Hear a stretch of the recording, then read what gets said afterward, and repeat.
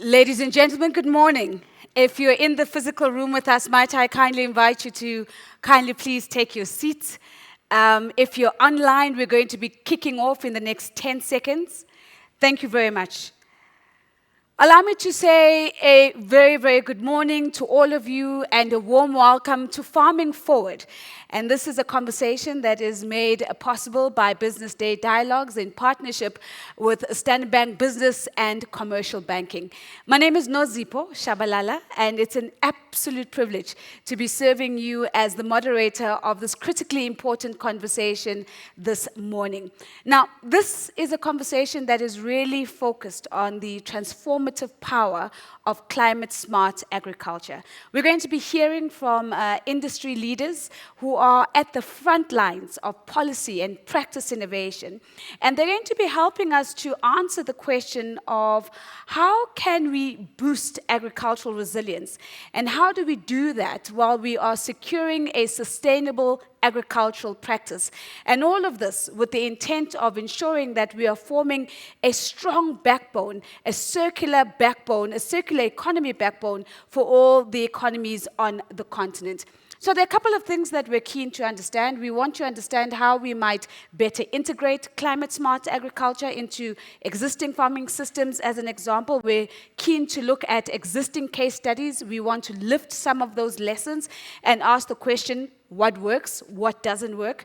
But we also want to focus on technology and begin to unpack how we might leverage technology and apply it effectively to advance climate-smart agriculture. And so allow me to also extend a very special welcome to all of those who are joining us online, whether you're connected on the live stream or across the social media platforms. We're really honored and excited that you're here with us. You'll notice that when we get to the panel discussion, I'll have my phone with me, and that's because I'm going to be mining your questions and your comments that are coming from the online environment so that they converge with the conversation in the room. So please do participate and lean into the conversation. We do have a hashtag that we are using to amplify the conversation across all social media platforms, and the hashtag is Farming Forward. Really simple and speaks to the essence of our conversation today. So, before I get out of the way, before I get off stage, allow me just to say one last time. We have an incredible lineup of speakers. They're absolutely incredible. They are under a little bit of pressure because they're going to be coming up TEDx style, which means short, sharp, concise, to the point. They're going to be presenting some insights, and then all of that is going to culminate into a panel discussion towards the end of our time together. And in that panel, I'm going to make sure that we're carving out space intentionally to really bring your voice through your questions and your comments and your insights into the conversation thus far. And so, to start us off, by positioning climate-smart agriculture and giving us a frame and an on-ramp in order to get into this conversation, it's my absolute pleasure to invite Dr. Penny Byrne. She is an ESG investment analyst with Standard Bank Group Securities, and she comes in with the following, and I must say I was quite intimidated when I was reading this bio.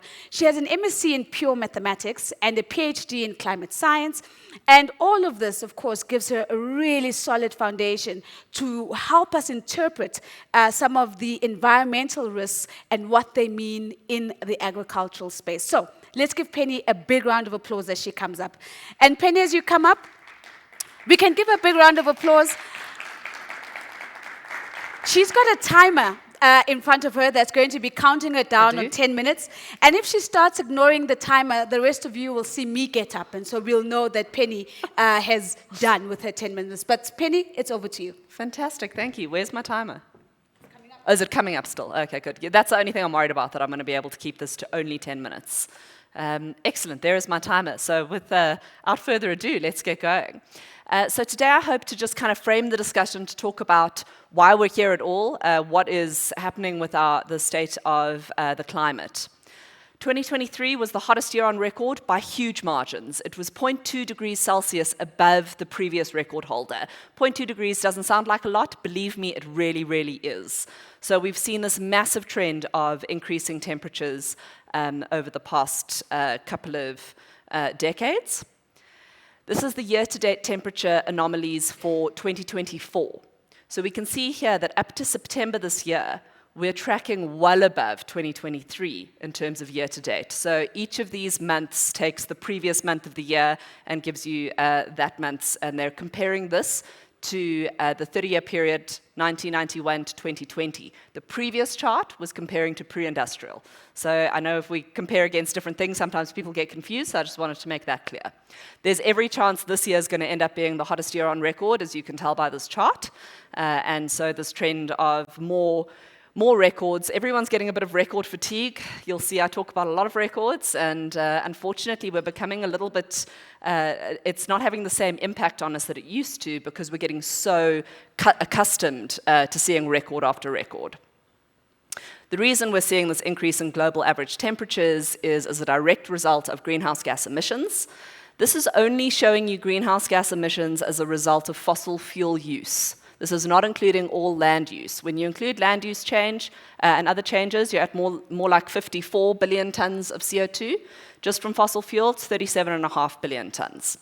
Unfortunately, we did see an increase in 2023 on the year prior. We were hoping for peak emissions. The International Energy Agency has been speaking a lot about when we're going to see peak emissions. And unfortunately, in 2023, drought across parts of India and China meant they couldn't produce as much hydroelectricity, so they had to burn more coal. And so we did see an increase in emission. Unfortunately, this year so far, we're also on an increase compared to the same period last year.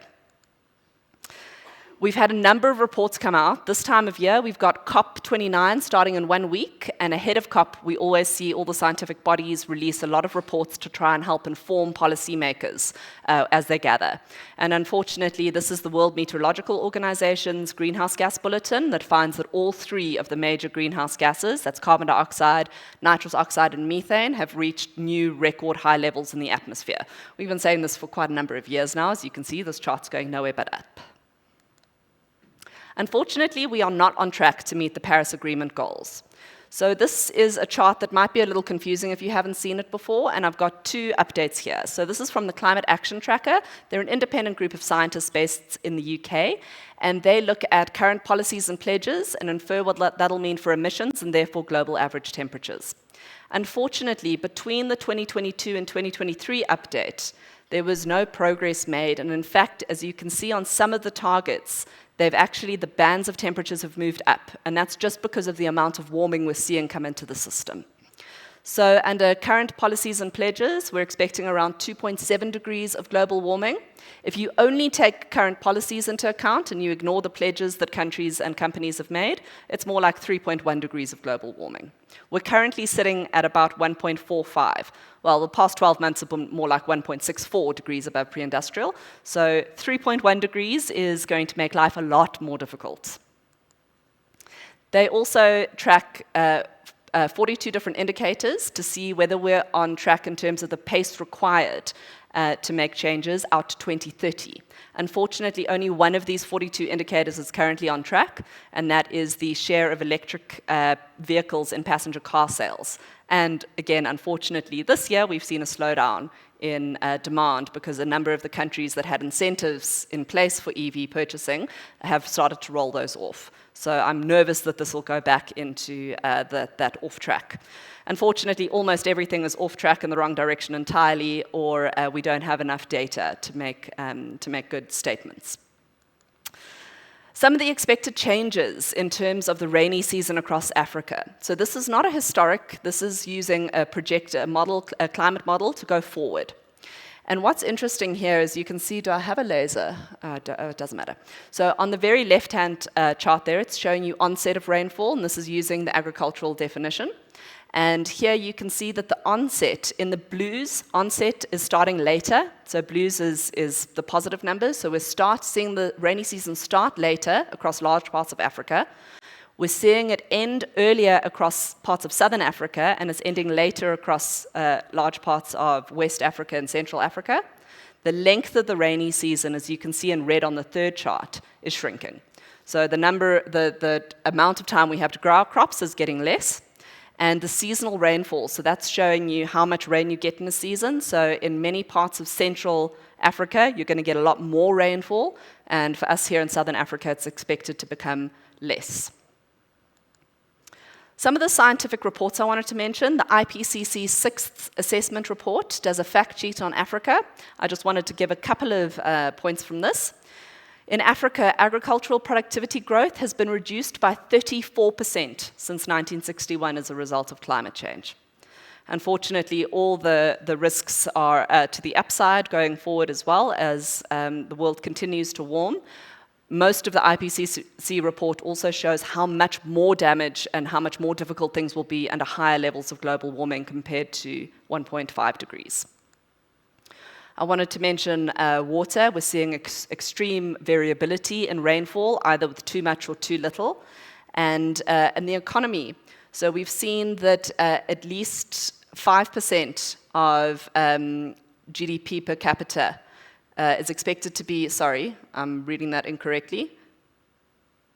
Across all African countries, GDP per capita is projected to be at least 5% higher if we hold global warming to 1.5 degrees. Sorry, that's why I was getting confused. I was like, it's not going to be higher, it's going to be worse. But sorry, that's because it's worse under more global warming. It's better under less. So I also just, sorry, this is a very busy chart. I just wanted to mention some of the other reports, as I mentioned, that have come out ahead of COP, and I've got 3 minutes to go, so I think I'm going to get through this. So one of the things that happened last year that contributed to the excessive warming we saw is that the land system absorbed almost no carbon. So typically in the carbon cycle, the oceans absorb a bit, the land absorbs a bit, and the land also creates some, as we all learned, I guess, in high school. Unfortunately, last year, forest, plants, and soil together absorbed almost no carbon, and that's because of droughts and wildfire. So the Amazon rainforest is experiencing a very bad drought. So the Amazon is usually one of the big sinks. The only forest that actually absorbed more CO2 than it emitted was the Congo Basin. We also wanted to mention that water stress, the World Meteorological Organization released a State of Global Water Resources report, and they show that with 5 consecutive years, for the past 5 years, we have seen below normal river flows and reservoir inflows. So the water stress is only increasing. But of course, as you add more people to the planet, then you have more demand on water, and so we do expect that water stress is going to keep increasing. They also had a State of the Climate in Africa report, and this shows that African countries are losing, on average, between 2% and 5% of GDP per year, and they're diverting up to 9% of their budgets to respond to extreme events. So one of the issues that's going to come up at COP29 is operationalization of the Loss and Damage Fund, which is to help countries such as South Africa, developing nations, to cope with these extreme events so that they don't have to spend their own budgets on it. Some of the other main themes is the international community is going to have to come up with a new climate financing target, which is being quite heavily contended. But COP29 starts next week, and this is the global forum where world leaders come together to try and really tackle the climate crisis. And on to my last slide, and I so made it with time to spare, so now I can go on a tangent, which is wonderful. There are still plenty of reasons for optimism. Things would be a lot worse now if not for the massive increase in renewable energy that we've seen across the world. Emissions would be even higher. So I also put the slide in because I'm usually told that I'm too pessimistic when I present, and so I should try and end on a positive note. And I wanted to mention just in this forum, I'm going to switch hats for a second. I also do a weather and soft commodities forecast. We are expecting La Nina conditions to form sometime soon. We were expecting them by now, and it keeps on getting pushed out. But we're very hopeful that we're going to see an excellent rainfall season across South Africa. Of course, good rainfall does come with the risk of flooding in certain regions and, of course, hail events. But we're quite optimistic that for this season, hopefully things will look good. And, of course, the only thing I can say with certainty is we will see more extreme events throughout the course. And I've got 10 seconds to spare, so thank you so much for your attention. Thank you so much, Penny. I think that was fantastic and a positive note. Let's give her another round of applause, a little bit. I wanted to say a warmer round of applause, and I realized that might not be appropriate in the context of what we're speaking about today. Lots of things that Penny has raised, but one of these that she mentioned in passing but has really stuck with me is the difference between policy and pledges.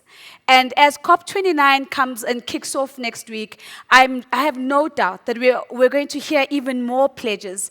The evidence is the extent to which those pledges actually translate into policy change and policy implementation. And so thank you very much for sort of putting that on the radar for us in the conversation. Ladies and gentlemen, I hope you're still with us. If you're still online, we're going to move on now to a speaker who's then going to help us build on. Penny started us off by positioning climate smart agriculture by looking at the broader picture of what's happening in the world in terms of climate change. This next speaker then introduces the concept of cultivating resilience, and she's helping us to answer the question of what is agricultural's role in climate change mitigation and adaptation. It's my absolute pleasure to welcome onto the podium Dr. Andrea Kamfer. She's a senior manager looking after sustainability and agribusiness at Standard Bank. She leads initiatives in climate smart agriculture across 14 African countries and looks for carbon market opportunities as she does that. Let's give her a warm round of applause. Thank you so much, Andrea. Thank you. Great. Good morning, esteemed guests, and thank you for the opportunity. Did you know that according to the Food and Agricultural Organization, climate change could reduce global agricultural productivity by at least 30% by the year 2050? While we need to feed approximately 10 billion people by then. I'll never forget growing up in a small farm town where we would pray for rain on Sundays. Drought has been a harsh reality for my community, but one of many small towns struggling to thrive economically due to extreme drought conditions. Fields that has once flourished have turned to dust, leaving farmers to watch helplessly as their crops wither under the relentless sun. It is said, if the farmer struggles, the farm worker struggles, then the local business, and then has a ripple effect on our schools and our local economies in these areas. This personal story is just not an antidote, it's a reality for many. Today I want to discuss how agriculture is both a contributor to greenhouse gas emissions and a powerful ally in mitigating and adapting to climate change. Let's start by understanding the challenges we face. Climate change is not a distant threat, it's here, impacting agriculture in profound ways. We've heard that Dr. Penny spoke about the state of climate change currently. The African continent warmed at a rate of 0.3 degrees Celsius per decade between 1991 and 2023, a slightly faster rate than the global average. Around 60 million people were affected globally by the 2023 and 2024 El Nino, which has brought extreme weather events such as flooding, droughts, and heat waves.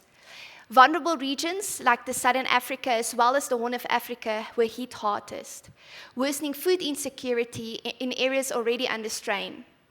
While this agricultural demand in Africa will need to be increased by at least 80% when we reach the year 2050.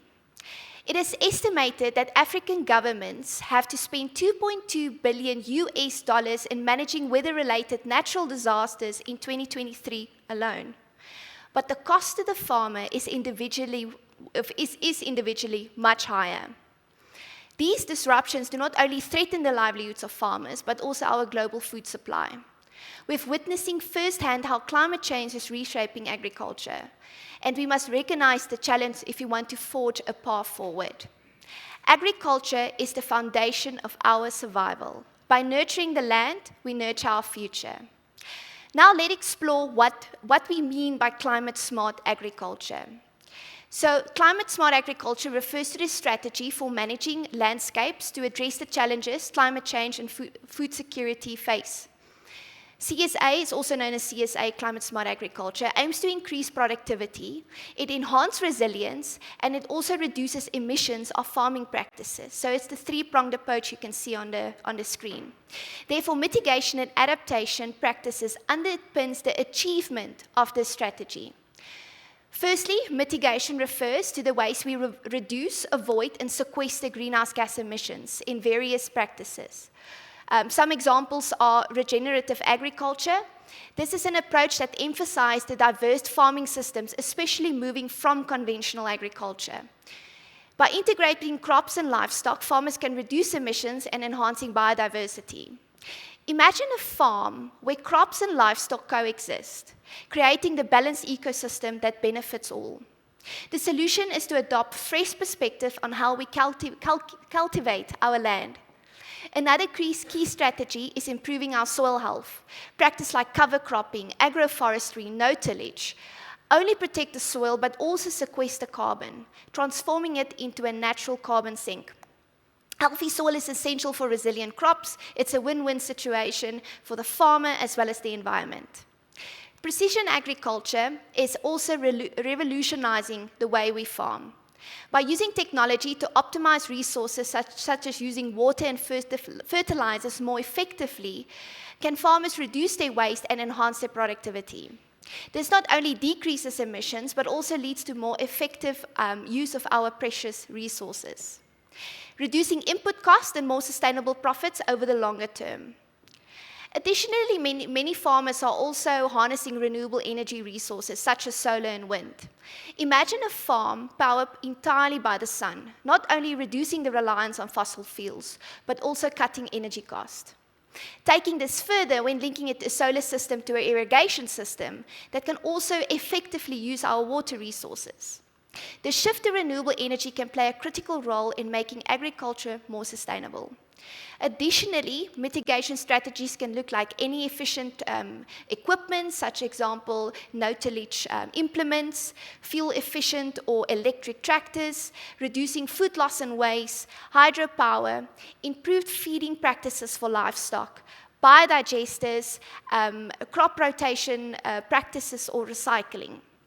A practical example is investing in a waste-to-energy solutions on a dairy farm, such as a biodigester, which converts animal manure into energy while producing fertilizer as a byproduct. By adopting these practices, the farmer not only promotes the circular economy approach on a farm, but also mitigates its emissions and disposes of its waste by transforming it into a valuable resource. As climate-smart practices sequester soil organic carbon, it presents an opportunity to earn carbon credits and incentivize those who are fostering the environment. Various solutions through waste-to-energy, biochar, soil organic carbon, agroforestry, it's just some of the practices farmers can uptake to earn additional income. The key lies in reimagining our approach to agriculture. Alongside mitigation, we must focus on adaptation strategies. So adaptation involves adjusting agricultural practices and systems with impacts of climate change, ensuring that there's resilience and sustainability in the face of changing conditions. One significant avenue is investing in resilient crop varieties, as you'll see on the screen. Crops withstand extreme weather conditions such as drought-resistant or flood-tolerant varieties, and this can bolster food security in many vulnerable areas. Water management is another critical area of innovation. These technologies like drip irrigation or rainwater harvesting can improve efficiencies or effectiveness on farms who needs resilience against water scarcity. By adopting these practices, farmers can ensure that they're using water more wisely, even in times of drought. Other adaptation practices include agricultural insurance, weather forecasting, sustainable water solutions, and integrated pest management. Climate-smart decision-making underpins the success of implementing these practices. A practical example is investing in practices that safeguards crops against drought by implementing soil moisture conservation techniques such as mulching or cover cropping, which enhance water retention and improve soil health. Furthermore, investing in technologies that improve water efficiencies in dry regions or improving drainage systems where there's waterlogged field crops. Standard Bank's climate smart agricultural strategy supports this three-pronged approach through our decarbonization solutions such as smart water, energy, equipment, and practices. And it is to build resilience and promote lower emissions while we need to ensure that the farmer at the end of the day stays profitable. According to the World Meteorological Organization, the cost of adaptation costs between 30 to 50 billion US dollars annually over the next decade for governments. But the question today is, ladies and gentlemen, but what will that cost be for the farmer? Will it be his land, his inheritance, his assets, his hard-won labor? Innovation is the key to unlocking the potential for our challenges. Let's innovate ourselves out of this crisis. Now, as I conclude, I want to leave you with a powerful call to action. We all have a role in supporting sustainable agricultural practices. That's either through advocacy, investing, making informed consumer choices, or engaging in communities. Each of us can contribute to this vital cause. We stand at a pivotal moment in the fight against climate change. We have a choice. Adapt and thrive, or ignore the signs and face the dire consequences. By embracing mitigation strategies that reduce emissions and investing in adaptation practices that enhance resilience, we can transform the agricultural sector into the cornerstone of climate solutions. Imagine a future where agriculture not only feeds the world, but also serves as a robust buffer against climate change. Together, we can cultivate a future where our farms are not just a source of subsistence, but a powerful ally in a battle for a sustainable planet. The time for action is now. Let's rise to the challenge and grow a sustainable future. Thank you.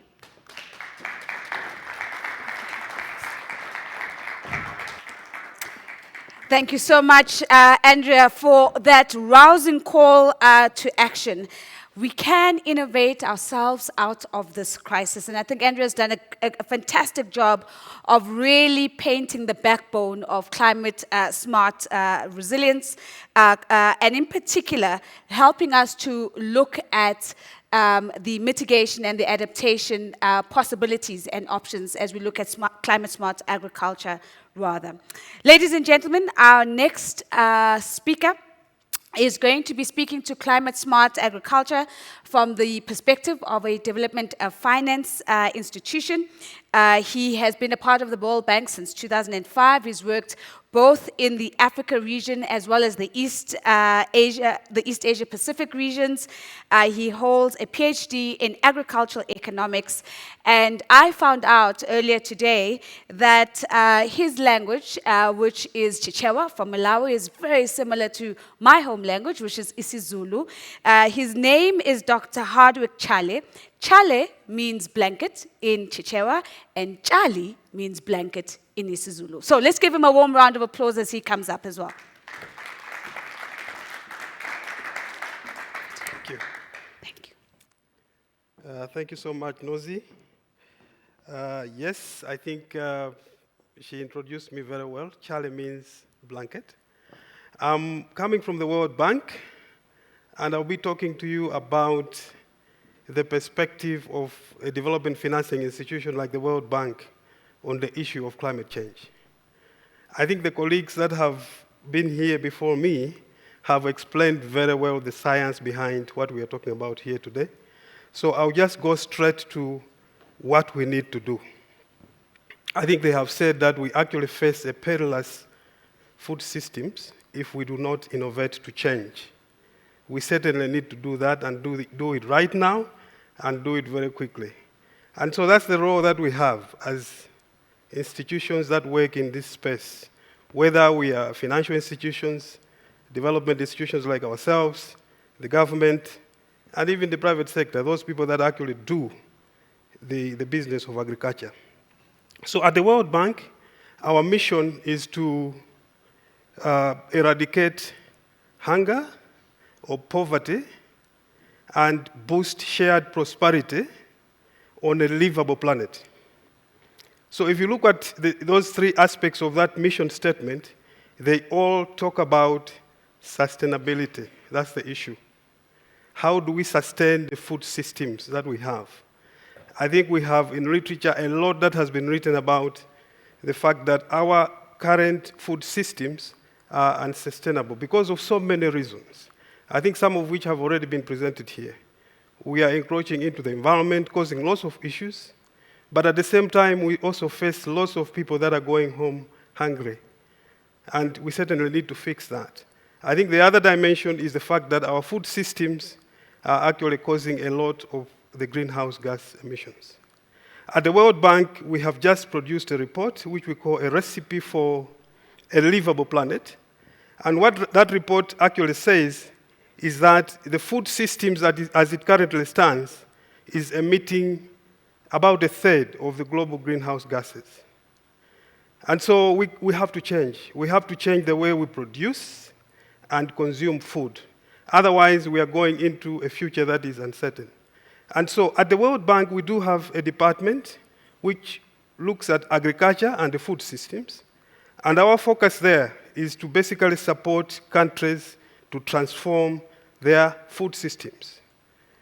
And transformation of the food systems entails the three areas that I think the first presenter talked about. We have to produce the food that the world needs. We also have to do that while making sure that the producers' resilience and adaptation is built, and also while reducing the greenhouse gases that come from the food systems. And so we see that climate-smart agriculture actually meets all those three aspects. That is why the department which I work for actually focuses on scaling up climate-smart agriculture in our food systems. And how do we do that? We do that in a number of ways. First, as a development financing institution, we provide the funding that governments or stakeholders need to be able to scale up climate-smart agriculture. We know that even though the food systems is responsible for about a third of the greenhouse gases, it receives only about 4% of the climate finance. And of that, only about a fifth or 20% goes to meet the needs of the smallholder farmers that actually produce the food. So there's a lot of gap there that we need to fill in, assist the governments meet the financing needs that they need to be able to support the sustainability of the food systems. We know also that as we stand right now, we need to deepen the knowledge in climate-smart agriculture. It's an area that has actually been studied quite a lot. A lot of research and development has gone on, but there's still a lot that we need to know. And so we need to provide the funding that governments need to continue with the institutional capacity, particularly for research and development, to be able to come up with innovative technologies and how to use them better in the farming systems. I think we also need to do that to make sure that the institutions, particularly the governments that we work with, have the capacity to be able to facilitate scaling up significantly the adoption of climate-smart agriculture. The research that we have, at least in the bank, shows that the adoption of climate-smart agriculture is both slow as well as limited in many, many aspects. We have at least a total of about 1.5 or 1.4 billion hectares in the whole world in terms of arable land, and of that, about 25% is in sub-Saharan Africa. But what we know is that just about half, or even less than half, of that land is under climate-smart agriculture today. So again, there is a gap there that we need to fill. We need to scale up significantly the amount of land that can go to be produced under climate-smart agriculture. There is a food situation or a food crisis that we are facing as a people. We know that by 2050, I think we'll be talking about 9.7 billion people on the planet. In terms of the demand for food, it's going to be increasing at about 56%. The FAO, the Food and Agriculture Organization of the United Nations, actually predicts that food production has to increase by about 60% to be able to get us to the point where we meet the demand and supply for food. Again, that is an area where we need to focus our efforts to make sure that we are able to get a food system that performs to produce the food that we need. Now, lastly, at the World Bank, what do? We are supporting governments with financing, as I've already said, but we are also supporting the governments with analytics, diagnostics, that help them to make better decisions in terms of the policy, the programming, as well as the implementation of climate-smart agriculture technologies. We have what we call the Country Climate and Development Report. I think most of us have heard about the CCDR, which is a new diagnostic that basically helps the countries to prioritize the investments that go towards sustaining the food systems. At the same time, we also provide what we call the Food Systems Multi-Donor Trust Fund. This is a pot of money that is put together by development partners and countries to help the countries to scale up significantly the adoption of climate-smart agriculture. This Multi-Donor Trust Fund is actually administered by the World Bank, and so countries can access the resources that they need to do that. But beyond that, we also do what we call climate-smart agriculture country profiles. This is basically profiling the challenges that countries face and how they can deal with agriculture, the agricultural challenges, using climate-smart agriculture as an approach. Secondly, we also do, beyond the profiles, we do what we call climate-smart agriculture investment plans, basically putting together a profile of projects that governments can actually get into to be able to at least improve the sustainability of the food systems. We are working closely with governments, either through the international research and development institutions, we call them the CGIAR, which work closely with the national agricultural research systems to be able to help governments deal with these challenges that we are facing. And so in this forum today, I think what I want to underscore is the fact that we need to do a lot of collaboration. We need to strengthen the collaboration that actually exists between governments, the private sector, the development institutions like ourselves, but also financial institutions like Standard Bank. It's very important because the problem that we are facing is actually huge, and we need to hold hands to be able to help our stakeholders in the best way possible. I think finally, I would like to say that in the World Bank, we have both the public sector side as well as the private sector side. And so I would be failing if I don't talk about the IFC, the International Finance Corporation. Their office is right here in Joburg.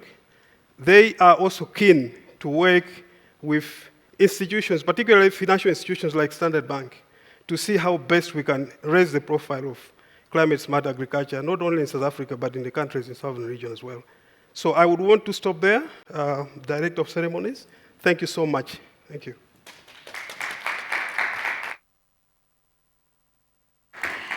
Thank you very much. Dr. Chale, for that. Ladies and gentlemen, I just want to pause on something that you've said, which I think was actually quite important when you speak about, it's not just about the money, but it's also about the capacity around the use of analytics so that we are able to get better data, and better data leads to better decisions. And so I was a little bit cheeky and I thought, what?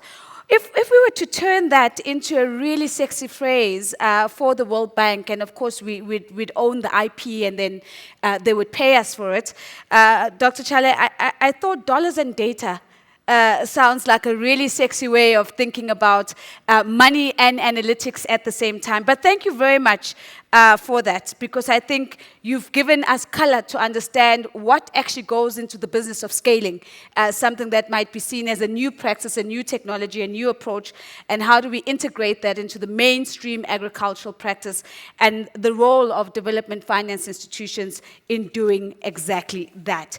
So, ladies and gentlemen, our next speaker is now going to focus us on what are some of the really exciting, innovative solutions that we are seeing either already in play or emerging on the horizon. And these are solutions to combat food insecurity, and particularly to do that by focusing on waste reduction. Nikki Newman is the head of agribusiness platforms and innovation at the Standard Bank Group. She's a keynote speaker as well. She delivers insightful commentary on the agri sector in South Africa across a number of platforms, and is certainly a voice that many are familiar with on the continent as well. Her focus areas tend to converge around innovation, technology, and data-driven insights. Let's give Nikki a big round of applause as she comes up, please.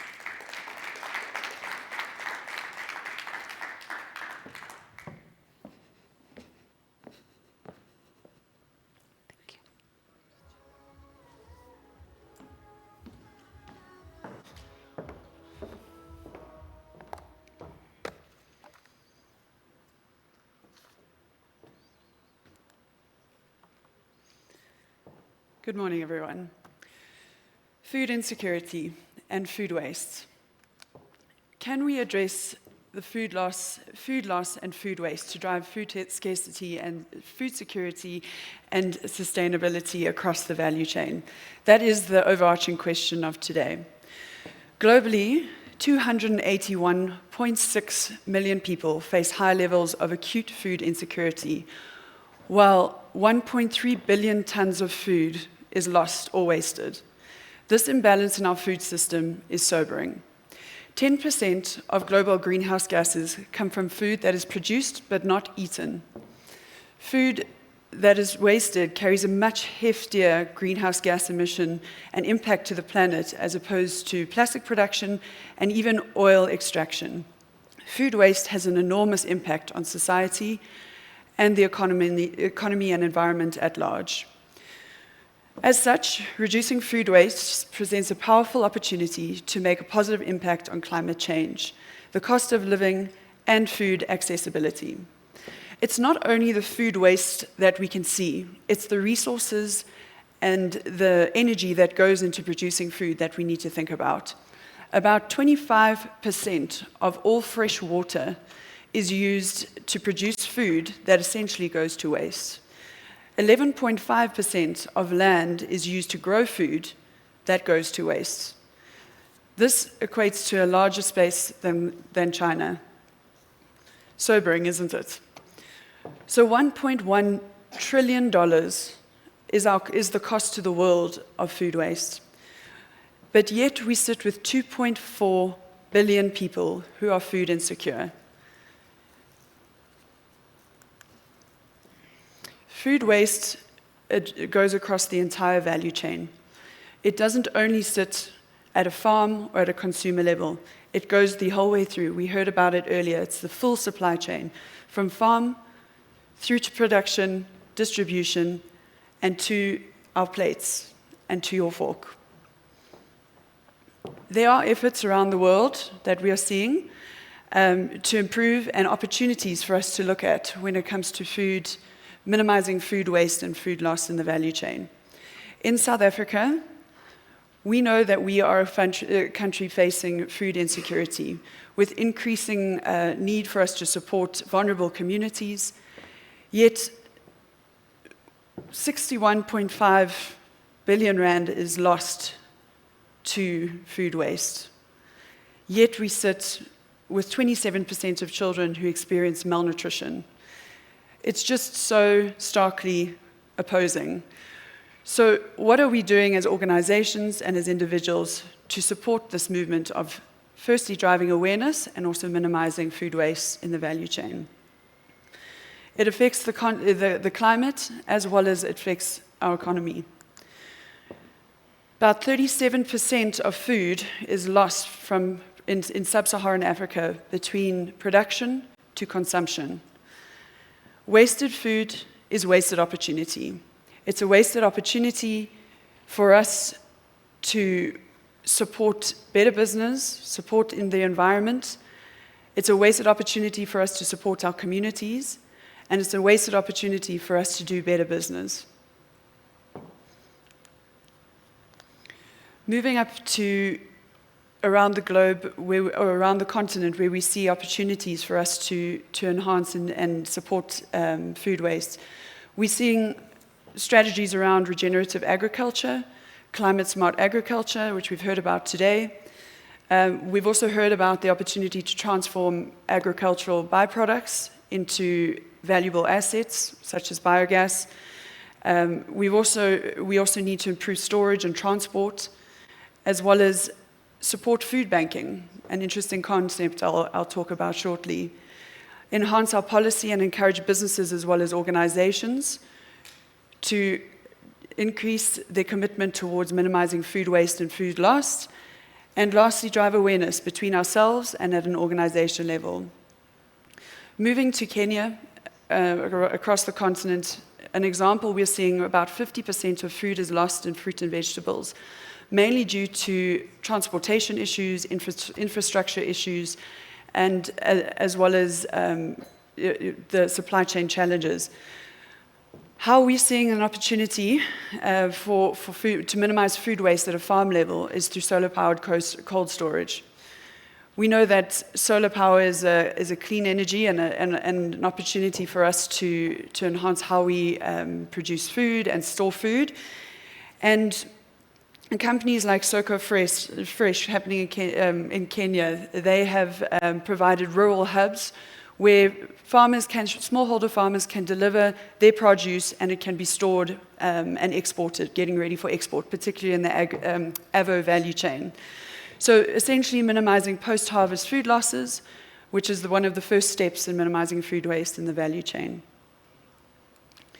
Secondly, moving to the Western Cape, Abelobi is an online digital platform which actually connects small-scale fisheries with conscious consumers. They use a platform that collects data from the fisheries themselves, as well as connecting those fisheries to a conscious consumer, minimizing the length of the supply chain and optimizing access to market for those small-scale fisheries. Importantly, in that example is the data. It was mentioned earlier, the role of data in driving sustainability and awareness of value chains and waste in value chains. Food banking is another concept that's extremely important in minimizing food waste in the value chain. Food banking requires collective and organized system for storing, distributing surplus food to people facing hunger. By diverting surplus food from those landfills to those in need, food banks help reduce carbon emissions, which are a significant component of GHG emissions from food waste. Methane has a global warming potential 86 times greater than carbon dioxide over a 20-year period. So food banks often rely on volunteers and donations, and they are a critical part of our social safety net, ensuring excess food is used to its fullest potential. One Farm Share, in partnership with Standard Bank, has helped redistribute over 25,000 tons of fresh produce and food to needy South Africans. This equates to 100 million meals or 13 Olympic-sized swimming pools. And that food is not only procured and rescued on farms, we are also supporting rural development and smallholder farmers with access to market and ensuring that their produce can effectively reach a consumer before being wasted. A great example from one of our clients and a One Farm Share customer or contributor is Mutan Valley Farm in the Western Cape. They had a situation where they had a bountiful harvest. They were storing their apples in cold storage, using energy, waiting for juicing facilities. They also had no demand for export. As a result, that food was going to waste, or it was costing the farm money and energy. That food, 101 tons of apples, were sitting in cold storage, was redistributed through the One Farm Share program to needy communities across the Western Cape. And this is an example of how food banking can work, and it's supported by Standard Bank. So the last theme I'll talk about is the ugly food movement. This we're seeing great attraction across the globe as opposed to on the African continent.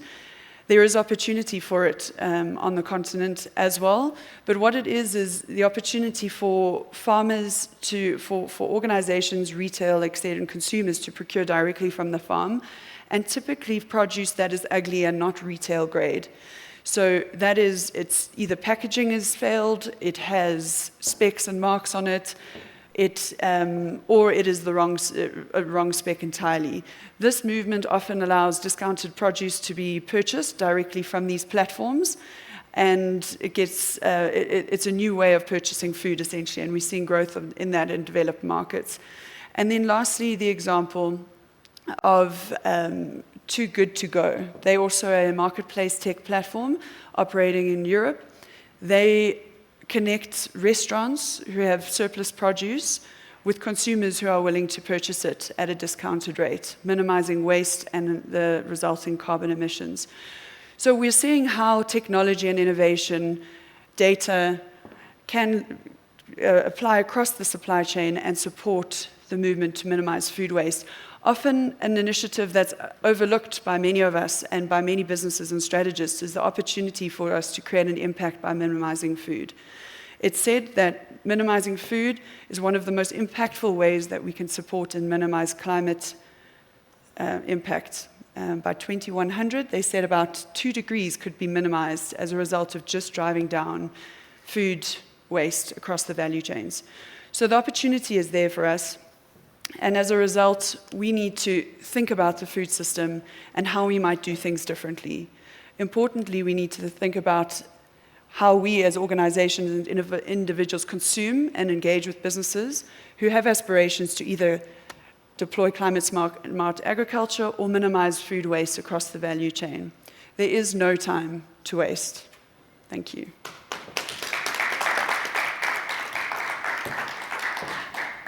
Absolutely excellent, Nikki. Thank you so much. Let's give her another round of applause, please. And whether you're in the room or online, I certainly hope that you are lifting up some of these insights and sharing them on your social media platforms. The hashtag is Farming Forward, and it really is been a morning thus far that has been just filled with so many rich insights, and I'm certain there's been much to share. Nikki, thank you very much. I think what you've done is really brought the promise of practice innovation into the room. When we started this morning, we said we wanted to hear what's working and what's not working, and so many excellent examples of what's working. And of course, as we listen to that, we turn to hard work as well, and we say, how do we scale? How do we make this more accessible so that we can really tap into those centers of excellence? The ugly food movement. Thank you very much for introducing that as well as food banking into the conversation. Ladies and gentlemen, we go now to a bit of a macro perspective. We're going to be lifting our eyes to take in the economic perspective, and in particular, zooming in on the trade requirements and BRICS benefits in the context of the conversation we're having around climate-smart agriculture. My next speaker likes to quibble with me because we're not quite certain who's older between him and I. He doesn't want to be called little brother, so I'll take little sister for now. But he is the chief economist of the Agricultural Business Chamber of South Africa. He's the author of 2 books, the first, the title being A Country of Two Agricultures, The Disparities, the Challenges, the Solutions, and the second being Finding Common Ground, Land, Equity, and Agriculture. Allow me to also just highlight that he's a senior lecturer extraordinary at the Department of Agricultural Economics at Stellenbosch University and a member of the President's Economic Advisory Council. Please let me welcome Wandile Sihlobo to the stage. Let's give him a big round of applause. Nice to see you. Thanks so much, Nozi. You are very kind. Colleagues, if you were to meet the South African farmers at the start of this year, and you check what the mood was like in the room in various farmer meetings, I think you would leave with knowing that the sentiment was quite downbeat. And there were a number of things that were causing people to feel the way they felt in the South African environment. But one of those had a lot to do with the theme of the conversation today, which is that there was a drought, and secondly, the fact that the political environment was also tough in the country with a lot of uncertainty. But if you fast forward and you go to the third quarter of this year, and you ask the guys how do they feel about the environment of farming in South Africa, like what we see in much of the other sectors of the economy, there is optimism. Folks are looking forward, and they believe that the future for this sector is heading towards the right direction. There are a number of things that people use to measure how the sentiment in the farming sector is looking like. And all of those, since from around about the beginning of Q3, they've been pointing out and suggesting that there are a number of things that are going right. But the environment in a cost-wide, on a tangible things, has also improved. The input costs in the farming sector have somewhat become better. They've declined. The major things that people use, the fertilizers, agrochemicals, and everything else. But also on a weather side, the climatic conditions are looking up far better than what we experienced the last quarter. And I'm sure people like Penny at Standard Bank have told you about how they feel about the climatic environment. But some of the things that we watch on our side, they suggest that we are indeed heading towards a La Nina. It may be a matter of timing, but we think that if this materializes, it will further propel the optimism that we are seeing in agriculture for another year or two, which means we are in a sector and in an environment that really will carry people forward. Standard Bank is an African bank, not a South African bank, and I think that this optimism speaks not only to us, but the entire region in Southern Africa. If this materializes, this is the good news that you will begin to see. But of course, in South Africa, not everything is lovey-dovey and rosy. There are long-term challenges that the farmers face. The issues related to ports, the issues related to weak consumer spending, those are all of the long-term problems that people face. And of course, a number of inefficiencies in the municipalities and elsewhere that weigh heavily on the way of doing business in the farming sector.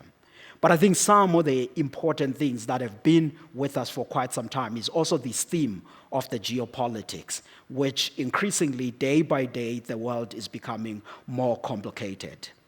And this is the same thing that has actually made us, as South Africa, to take the message about strengthening our trade in BRICS so important in agriculture. Because the BRICS community is not only a hedge against a number of risks that we are seeing in the world, but it's also having a serious economic possibility for South Africa. That community, before the addition of the other members in Johannesburg last year, was already importing from the world market just over $300 billion of agricultural products each year. And if you add now the new members that have subsequently joined the BRICS grouping, you are looking at roughly half of global agricultural imports in this one particular grouping, which is why, as South Africa, we felt that it is important to get there and be part and parcel of the movement of strengthening and deepening agricultural trade in this group. And this is not a once-off thing, because if we look over time at how agricultural trade in BRICS has been moving, particularly imports, we have consistently seen the improvement over time throughout this period.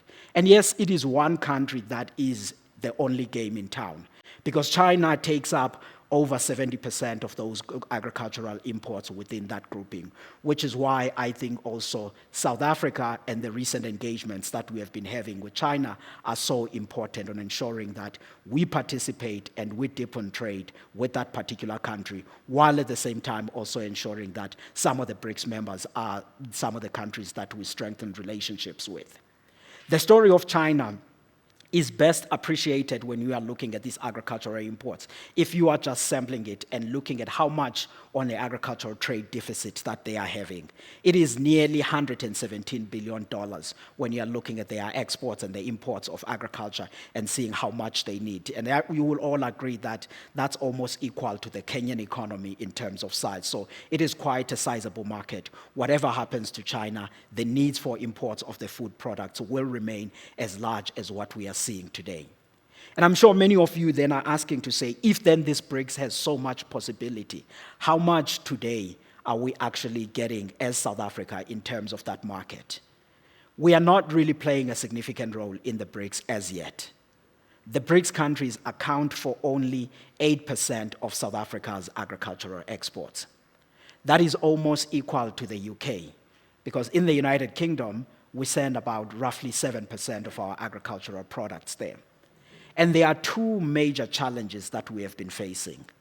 It is higher import tariffs and also some phytosanitary barriers, which speaks to how the products are handled, how the products are grown, how's the livestock handled, all of that. That's the phytosanitary challenges that we face in the BRICS community. So you can either look into this one way and be negative about the grouping and say it's getting us into so many problems, but we are not seeing the benefit of it. Or you can be optimistic and see the fact that half of global agriculture is within this grouping, and we have to resolve those two aspects in order to deepen this trade. And I think South Africa is doing the right thing by actually becoming more optimistic, because all of those risks that we have seen in the world, either geopolitical or environmental in the EU, or some economical, those are not going away, at least over the foreseeable future. And the only thing that as South Africa we can do is to ensure that we widen the markets that we can export to. Because this growth that we have enjoyed in the exports over the past few years, all of those markets that we have intensified on, we are reaching levels where I could say in some, we are close to being concentrated. About 40% of our agricultural exports go to the African continent. And in the African continent, 90 cents in every dollar is within SADC.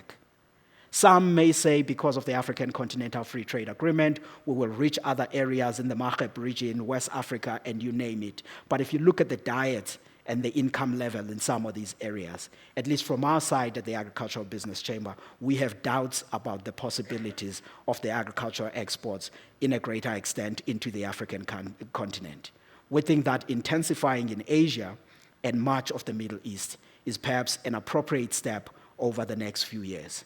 In the EU, the environmental policies that are there, they are well placed, but also they are used as a barrier to block some of the competitors. We've learned this the hard way in our citrus industry, and we have nothing to believe that going forward, those will ease up. We think that in Europe, protectionism will become part and parcel of the game. When the farmers went on strike in the EU earlier this year, they demanded a number of things. They said the input costs are high, they needed to be subsidized, but one of the undertones that they said to the lawmakers was that they needed to be protected against some of the products that are flowing into the EU. All of these things to us, if they are not addressed, they are risking the progress that we have seen as South Africa. Because if you think about 1994 up until to today, the South African agricultural sector has more than doubled in volume and in value terms. There are two major catalysts that have been behind our progress. One is the investments that we have put at the production level, using better genetics and better seeds to improve the farm productivity. The second aspect is opening up as many export markets as we can. And we opened more export markets in the early 2000s. In year 2001, we were exporting about $2 billion worth of agricultural products. Today, we are exporting just over $13 billion worth of agricultural products. About half of what we produce in value terms go to the export markets, and we are the only African country in the top 40 global agricultural exporters. And at a household level, we have food insecurity challenges, but at a national level, we are food secure as a country, and we are the only we're the most food secure country in the sub-Saharan Africa region. And I think if we want to maintain those gains and ensure that the clients of the bank, which is the farmers, are also as profitable, we have to embrace then this story of saying we must open up as many export markets as we can. Then what are we saying? What is it that South Africa is putting forward with regards to BRICS? South Africa has put forward a number of things. The first one was that the BRICS grouping, as it stands today, it's not a trade bloc, it is a political grouping. For it to last in an environment that is changing as today, it has to have an economic ambition. And that economic ambition has to be rooted with opening up as much export markets as we can, finding out some form of a trade agreement that we can all agree on. A trade agreement takes time to negotiate. It can be 5 years, it can be even 10 years, or it can even beyond that, which is why we thought that in the near term, we need an intergovernmental engagement on a bilateral basis to engage with. And in BRICS, I will be frank, we are not interested in all of the countries as South Africa. We are deeply interested in China in terms of agricultural trade, in India, Saudi Arabia, and Egypt, because those are the countries that are showing much more stronger demand for high-value products that we are producing.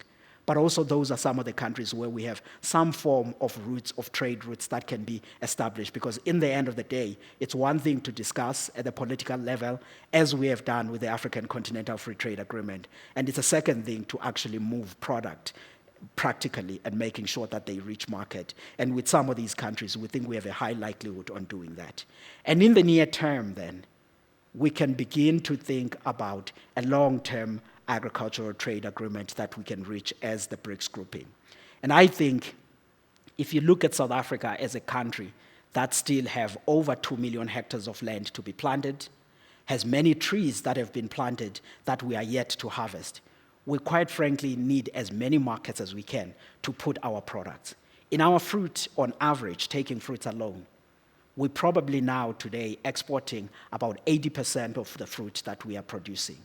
If you consider the volume that will come over the next 3 or 4 years, only just on the trees that we have planted, it is only right that we intensify and we think about the export markets in order to be able to be sustainable as a sector. And BRICS is one of those groupings that we want to intensify on. Thanks, Nozi.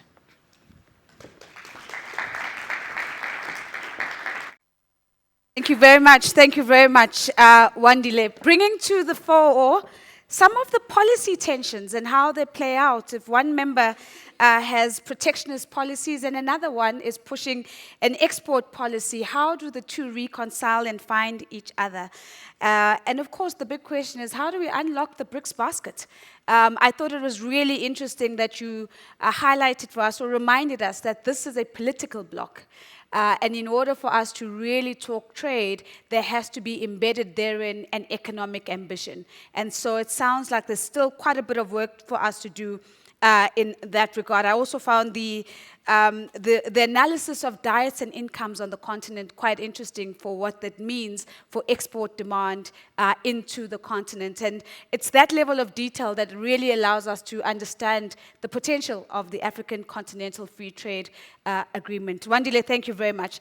Ladies and gentlemen, our final speaker, before we take a break and then come back for the panel discussion, and I think it's quite fitting that this next speaker then looks to the question of how do we then finance this transition? How do we finance the transition from agricultural practice as we know it to mainstreaming climate-smart agriculture? And how do we do that within the context of the African region, knowing the nuances, knowing the challenges, and knowing the opportunities?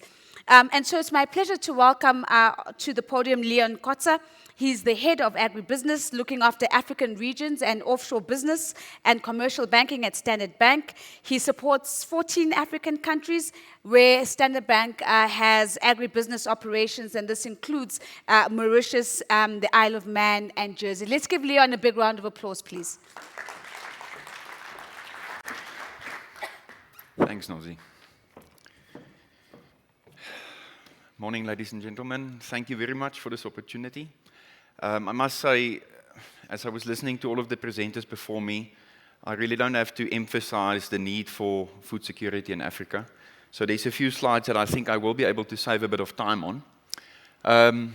So let's just get going. I think, Wandile, you spoke wonderfully about policy. And, somewhere the rubber needs to hit the road. And that is where our focus is. That's the practical side of it. And, we are a commercial bank. We have partners in the DFI world, but, we have regulators. We are working with depositors funding here, so we have to also steer very cautiously as we go out and support customers in their ambitions.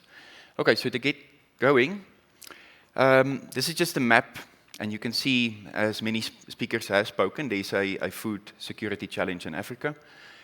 Two of the main factors that's feeding into that at this moment is geopolitical unrest as well as climate change. And in a very recent report from the Africa Agricultural Trade Monitor, there was a chapter that they included around climate change and the impact on agriculture. And 3 things stood out. And if you listen to everybody that spoke to the audience here before me, I think these things will resonate. So the first thing is the ambiguous effect of climate change, and that we will have regions that benefit and regions that will be negatively impacted. And that will change as the seasons change. This past season, we've had quite a severe El Nino impact on the south and central region. We had fairly good production. There were some floods as well, but in East Africa, we had quite a surplus in production. And that caused surplus production and shortages. And that leads into the next thing, what they call the climate change trade nexus. And that's effectively one of the levers that we have in the immediate future. And as a bank where we are establishing the ability to move commodities from one part of the continent to another part of the continent. These are very simple things. It's trade products, and we need to have the right risk appetite and financing in place for that. The third thing, once again, everybody spoke about this, is the comparative advantage of agriculture in the future. And if we look at the long-term projections, we do anticipate that Africa will be disproportionately negatively impacted by climate change over the long run compared to the rest of the world. So we've got quite a challenge. And we've seen it in our clients, whether it's destruction of their crops, drought, floods, heat waves, hail in desert parts. So it's been quite severe, and it's keeping us quite busy as a bank. So just to talk about how we are set up as Standard Bank in Africa regions, this is our footprint. We've got dedicated teams in each of these markets driving our strategy. And the statistics around the significance of agri in Africa is quite clear. We have 6 main drivers, of which climate change is one of those drivers, and as part of our strategic pillars, the 5 strategic pillars for Standard Bank, climate change is seen as an opportunity to finance climate-smart agriculture. So in simple terms, this is how I understand it. There's some very close correlation in how we describe adaptation, sustainable, and mitigation to this curve, where we're moving from conventional practices where we're effectively degrading our natural environment to a state where we are in balance and we have basically not taking away but also not giving back, to a state of mitigation where we're now farming as restorative and regenerative agriculture.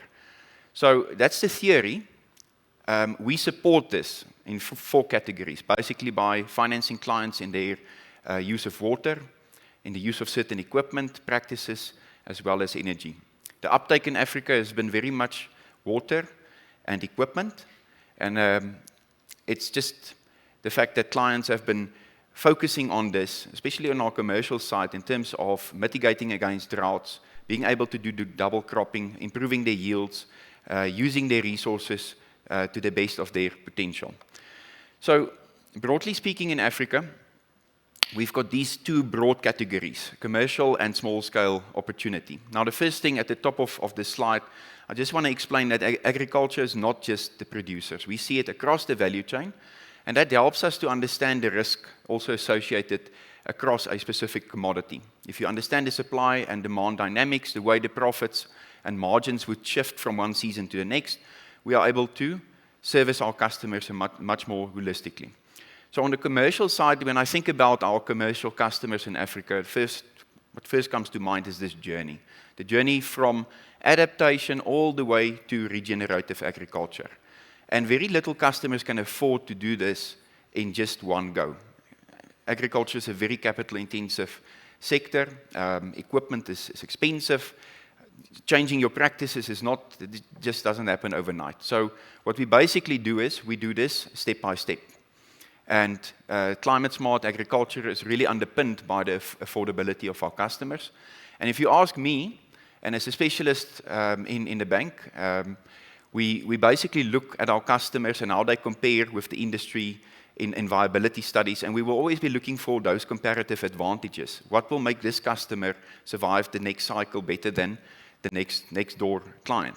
And at the end of the day, I do see the adoption of climate-smart agriculture as a competitive advantage. It makes commercial sense, and if we look at the premium markets that Wandile was just talking about, where they have carbon border adjustments, clients will be limited to access those premium markets if they do not go on this journey. So to move on to the small-scale side, what comes to mind there is definitely partnerships. Partnerships with the anchors in our value chain that helps us to support these farmers with extension services and support them through good advisory throughout the season, but also working with DFIs. So DFIs enable us with certain resources. They enhance our risk appetite, and we typically see that there is risk-sharing, technical assistance of some sorts, as well as funded arrangements where certain incentives are made available to the bank. The problem we have faced, however, is that if we look at our approach to the small-scale opportunity in Africa, it's quite narrow, and we prefer to go into environments where we have a closed-loop environment, that we don't have the risk of side selling. Once again, we're a commercial bank, and we have to lend viably. So in a closed loop, close to an anchor, and with a DFI support, we can support these customers, but that means we can't go in a broad market approach, a shotgun approach effectively. And that if we look at the DFI funding that is normally made available to us are very narrow, a very specific target group and certain terms and conditions and criteria that's attached to it. So that makes the scalability of it quite challenging. Another thing is DFIs gives bank hard currency, USD. And unfortunately, our small-scale customers do not export. So immediately we've got a forex mismatch, and that's a problem. In the commercial side, those clients are much more export-orientated, and their hard currency makes a lot of sense, but that is one of the challenges. If we can find long-term, cheap local currency, that would be fantastic. Hardwick, doctor. So just to talk about some of the challenges that we have also is that the monitoring and reporting when it comes to small-scale farmers. These clients are in very remote areas, they're far away from our branches, and the bank doesn't have the capability to put people in each of these far off rural areas.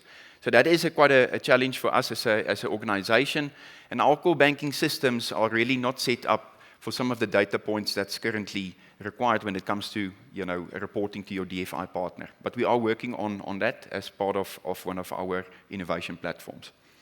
So the focus in a small-scale farmer environment is very much on adaptation. If we look at outgrowers, when they grow soybeans or maize or barley, is providing good seeds, good advisory services, access to insurance. So very much basic things, business as usual as far as the commercial environment is concerned, but these farmers are currently not always getting access to this. On the livestock side, very much focus on genetics, improvement of genetics, feed and grazing and animal health. And then on the preservation of food side, where we have perishables like in the milk value chain and fruits, there we try and work on the efficiencies across the value chain to get product to market as quickly as possible. Agroforestry is also a very interesting concept, and I think it makes a lot of sense in Africa, where you have 5 or 6 crops effectively growing in the same hectare. The manual nature of it fits very well for the small-scale farmer, and there's 5 or 6 revenue streams every year, and it's a very balanced environment in which the farmer is effectively operating. Okay, moving on to my last slide. Now, we had to speak a bit about ESG as well. So ESG can be a very broad term, and there's an ESG tool that we have to fill in on each of our customer applications. The ESG tool looks at a variety of things, from labor practices, whether you have all the right permits, licenses, regulatory approvals, whether this is a cultural heritage site, whether there is pollution, whether there is resettlement of some sort, and it's a long list. And we do rely on external parties to provide us, that's got the necessary authority to sign off on these types of permissions. We rely on those data points to internalize to the bank to say that, yes, we have taken an appropriate ESG evaluation of this project and that we understand what we are getting ourselves into. But coming back to the theme of climate change and food security, I think our North Star and our call to action is really around these 5 elements, and that is solving for food security in Africa, to drive employment, since agric in Africa employs a very large part of the population, and we are the users of a lot of land and water. We're the custodians, and we need to do it responsibly, and we've got a role to play when it comes to climate-smart agriculture, and we see that as an opportunity, not necessarily as a problem. Driving continental trade, yes, Wandile, you just spoke about the fact that in Africa trade is a challenge. We need to build those bridges. We need to open it up. And that is, in the short term, most probably one of our easiest, perhaps, mitigating actions is to move food where there's surplus production to areas where there's shortages. And lastly, we really like to support customers in the secondary space where we are taking the commodities we're producing in Africa, adding value that we can reduce on our import bill, effectively import substitution. So I think that is my story. Thank you very much. Thanks for listening, everybody. And as an example, I was asked to just introduce a video of one of our customers from the Eastern Cape, Lomar, where we supported the customer on one of these smart water/energy solutions. So enjoy.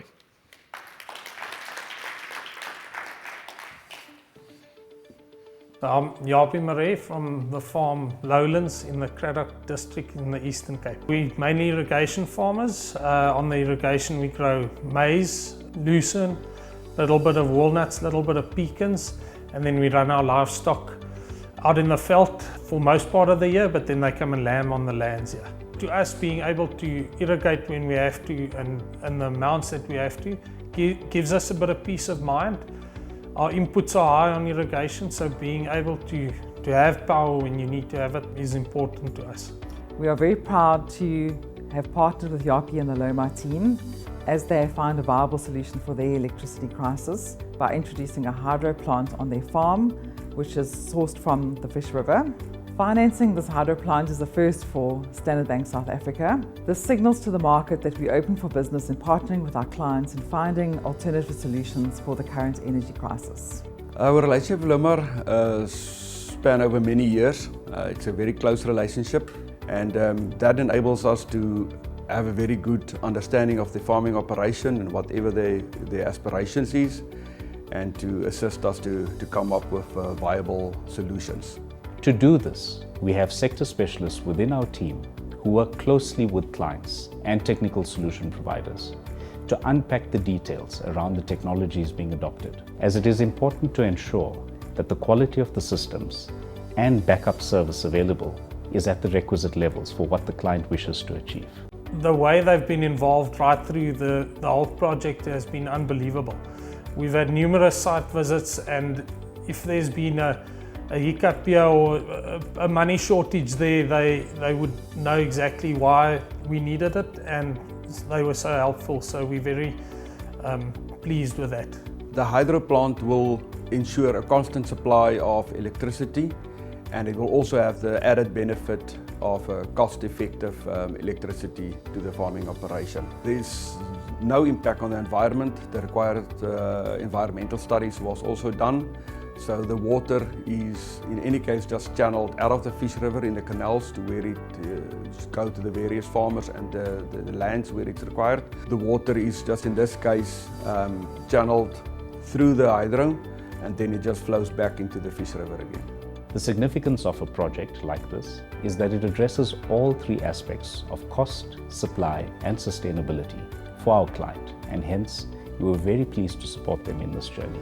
So sustainability is me and my kids and my grandkids being able to farm on the same farm, doing it long term obviously, and working with nature and without influencing our yields. And I think that's the nice thing about a hydro. It's green energy and it adds value to our products. Of course, I would recommend Standard Bank to other farmers. The excitement from their side in this project was unbelievable, and they really stood by our side and supported us all the way.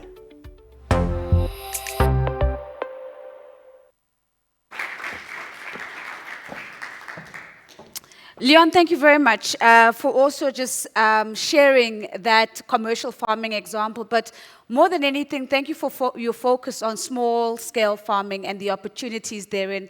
I think what you've also done for us is actually put the meat behind the skeleton. You know, when we talk about that transition, what does it really mean? What are the decisions that need to be made and the trade-offs that need to be considered? So we're not just talking about theory. We're talking about what does this look like in practice.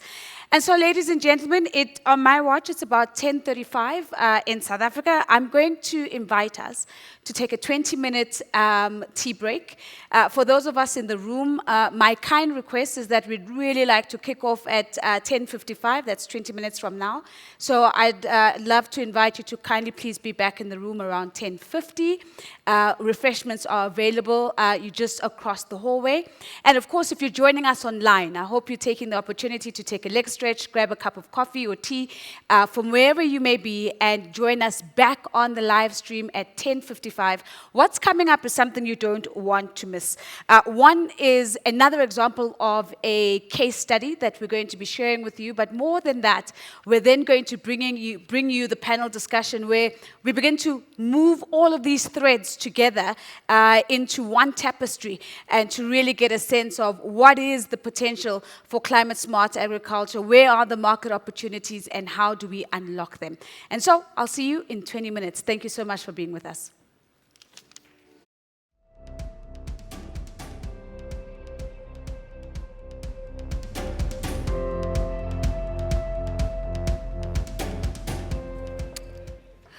Welcome back, ladies and gentlemen. Thank you so much for your kindness of being back in the room on time. If you're on the live stream or on social media, welcome back. Thank you so much for being with us again. Remember that the hashtag that we're using is Farming Forward. Now, ladies and gentlemen, before we get into our panel discussion, I've promised that we're also going to be continuously sharing case studies that help us to answer the question of what works and what doesn't. Leon introduced us to one case study just before the break. So I'm going to kick off with another case study. It's a short video that we're going to be treated to. And then on the back of that video, I will then introduce my panelists and welcome them onto the stage. Let's turn our focus to the screens.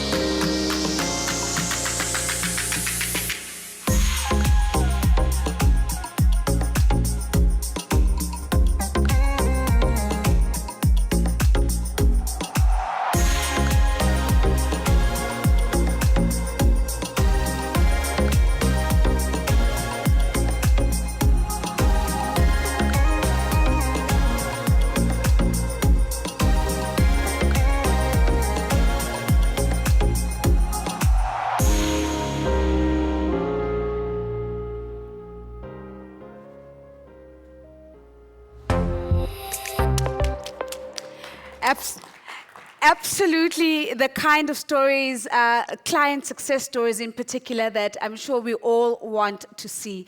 Now, ladies and gentlemen, let's bring it back home. Now, one of the things that we did before the break is we really focus on the different threads, the different pieces to help us understand climate-smart agriculture. We started with the big picture of trying to understand what the picture of global warming and climate change looks like right now.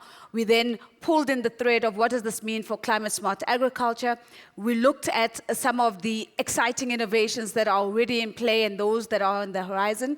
We also asked the question of what does this mean for our trade ambitions on the continent and within the BRICS bloc. And then finally, both from Hardwick and Leon's perspective, we asked the question of how do we transition and how do we finance these transitions in particular. So what we're going to do now is pull the threads together. We're going to anchor the conversation around the central question of why climate-smart agriculture is key for a resilient Africa. You've met all but one of my panelists. So I'm going to introduce the one that you have not met. Allow me to welcome onto the stage the Chief Operating Officer of Agri-SA, Yolanda Andrach. She's an agricultural strategist with a passion for sustainable development. She's worked in various roles across the South African agricultural industry and has expertise and comes with them into this conversation across the agricultural value chain. Let's give Yolanda a big round of applause as she comes up. Thank you so much. Yolanda. So she's joined by now familiar faces, Dr. Andrea Kempfer, Dr. Hardwick Chale, as well as Leon Kotza, all of whom I've introduced earlier on. Can I ask you all to please join me up on stage? Thank you very much.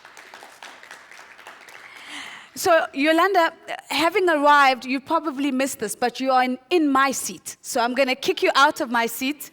I'm going to invite you to cozy up with everybody else. Thank you very much. And I'm really being cheeky, but it's more for the camera angle so that the camera gets the best of you guys and not so much me. So, ladies and gentlemen, what I'd like to do before I sit down is to slow it down and be explicit about the invitation I'm about to extend. we also want to hear from you. We have an hour together, and I want to spend a maximum of 40 minutes in moderated conversation. We don't want to speak at you for an hour. We want to be in conversation with you. So if you're joining us online, please send us your questions, your comments as well. And if you're in the room, we definitely would love to hear from you as well. Dumiso, I'm going to ask for your favor if you can grab my cell phone, please, on the table so that I can get access to the questions and the comments that will come from the online environment as well. Thank you so much.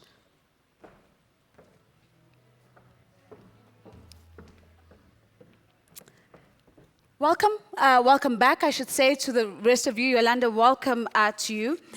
I thought maybe a good place to start this conversation is maybe big picture. And Hardwick, I'm going to start there. I think we've heard a lot about the opportunity, the potential of climate smart agriculture. But as an economist, my question to you is, how would you quantify the impact of climate smart agriculture on national economies on the continent?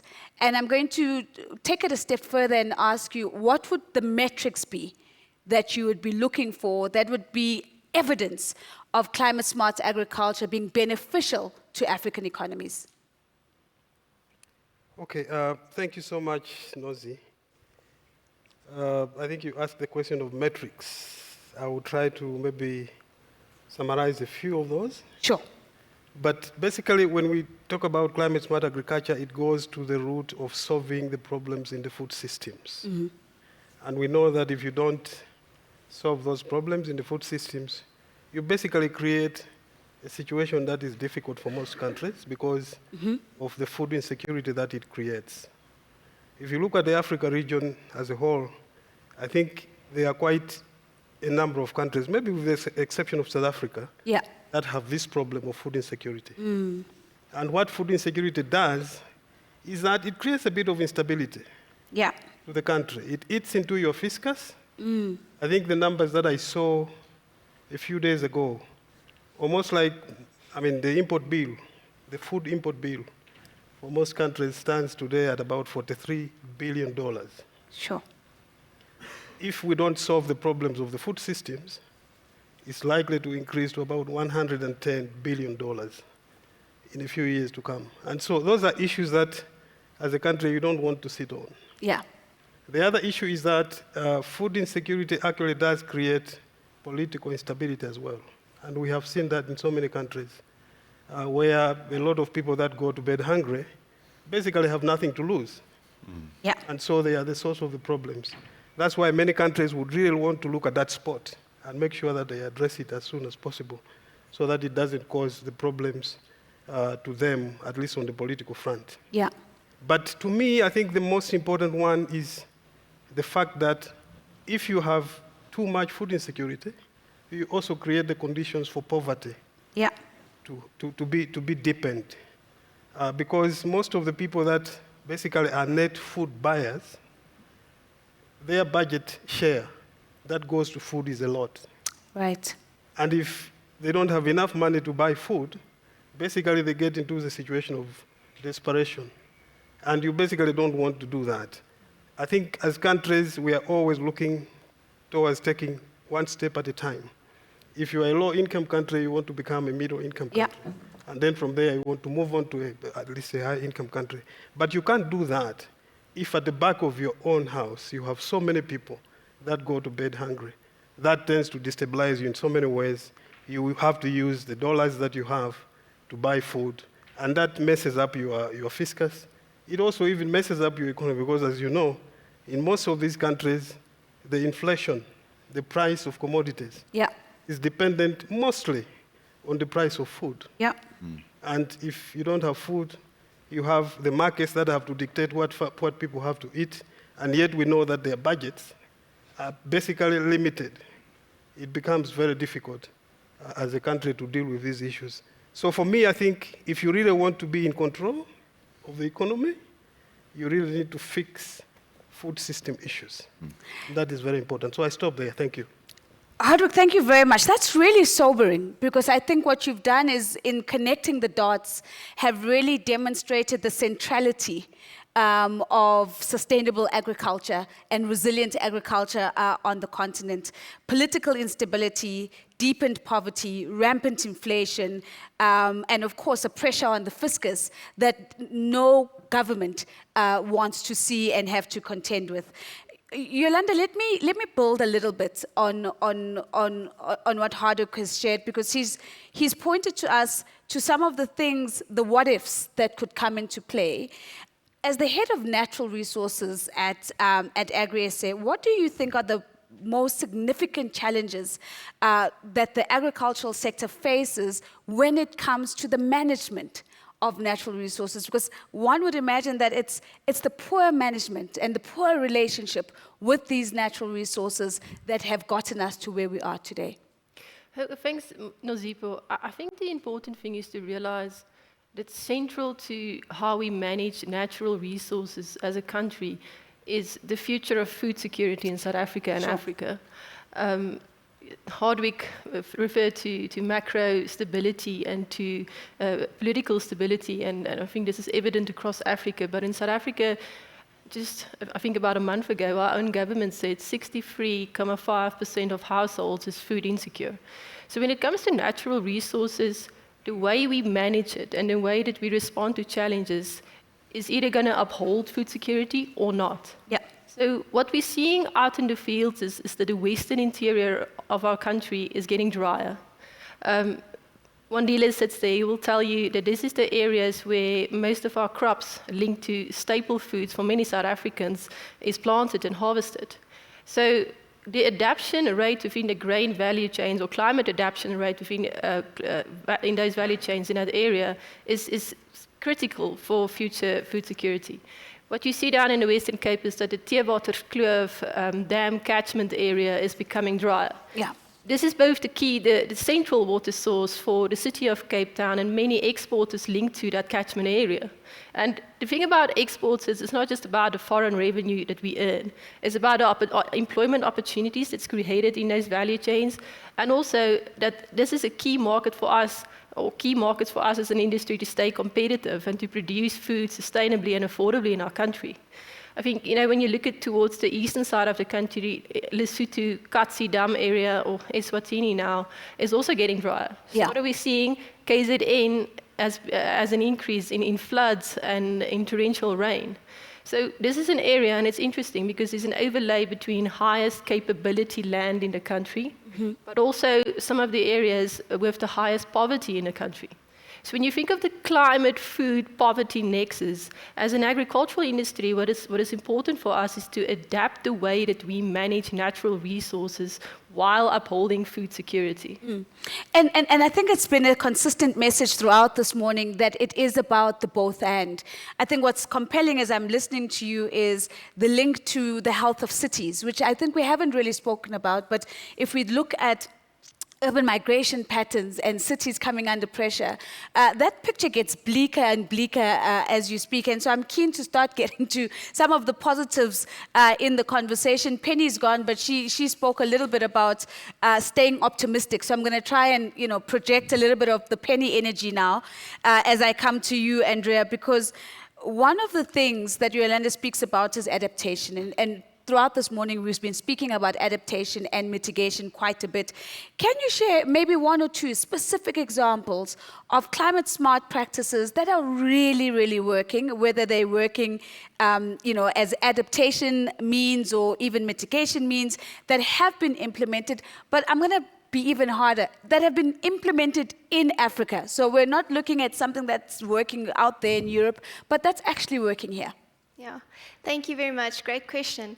I'm going to take this to Uganda. I think we've seen really nice videos today about success stories in South Africa. A few months ago, we partnered with a few stakeholders in Mbata village, which is at the foot of Mount Rwenzori.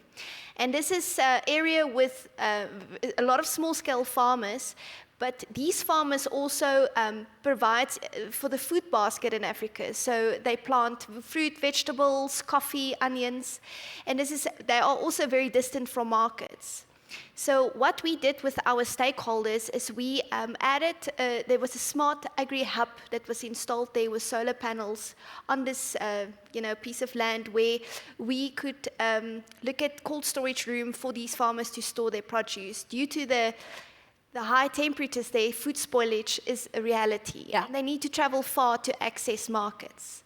So what was an amazing story, and the positives that came from this, there's about 200 small-scale farmers with about 5,800 community members.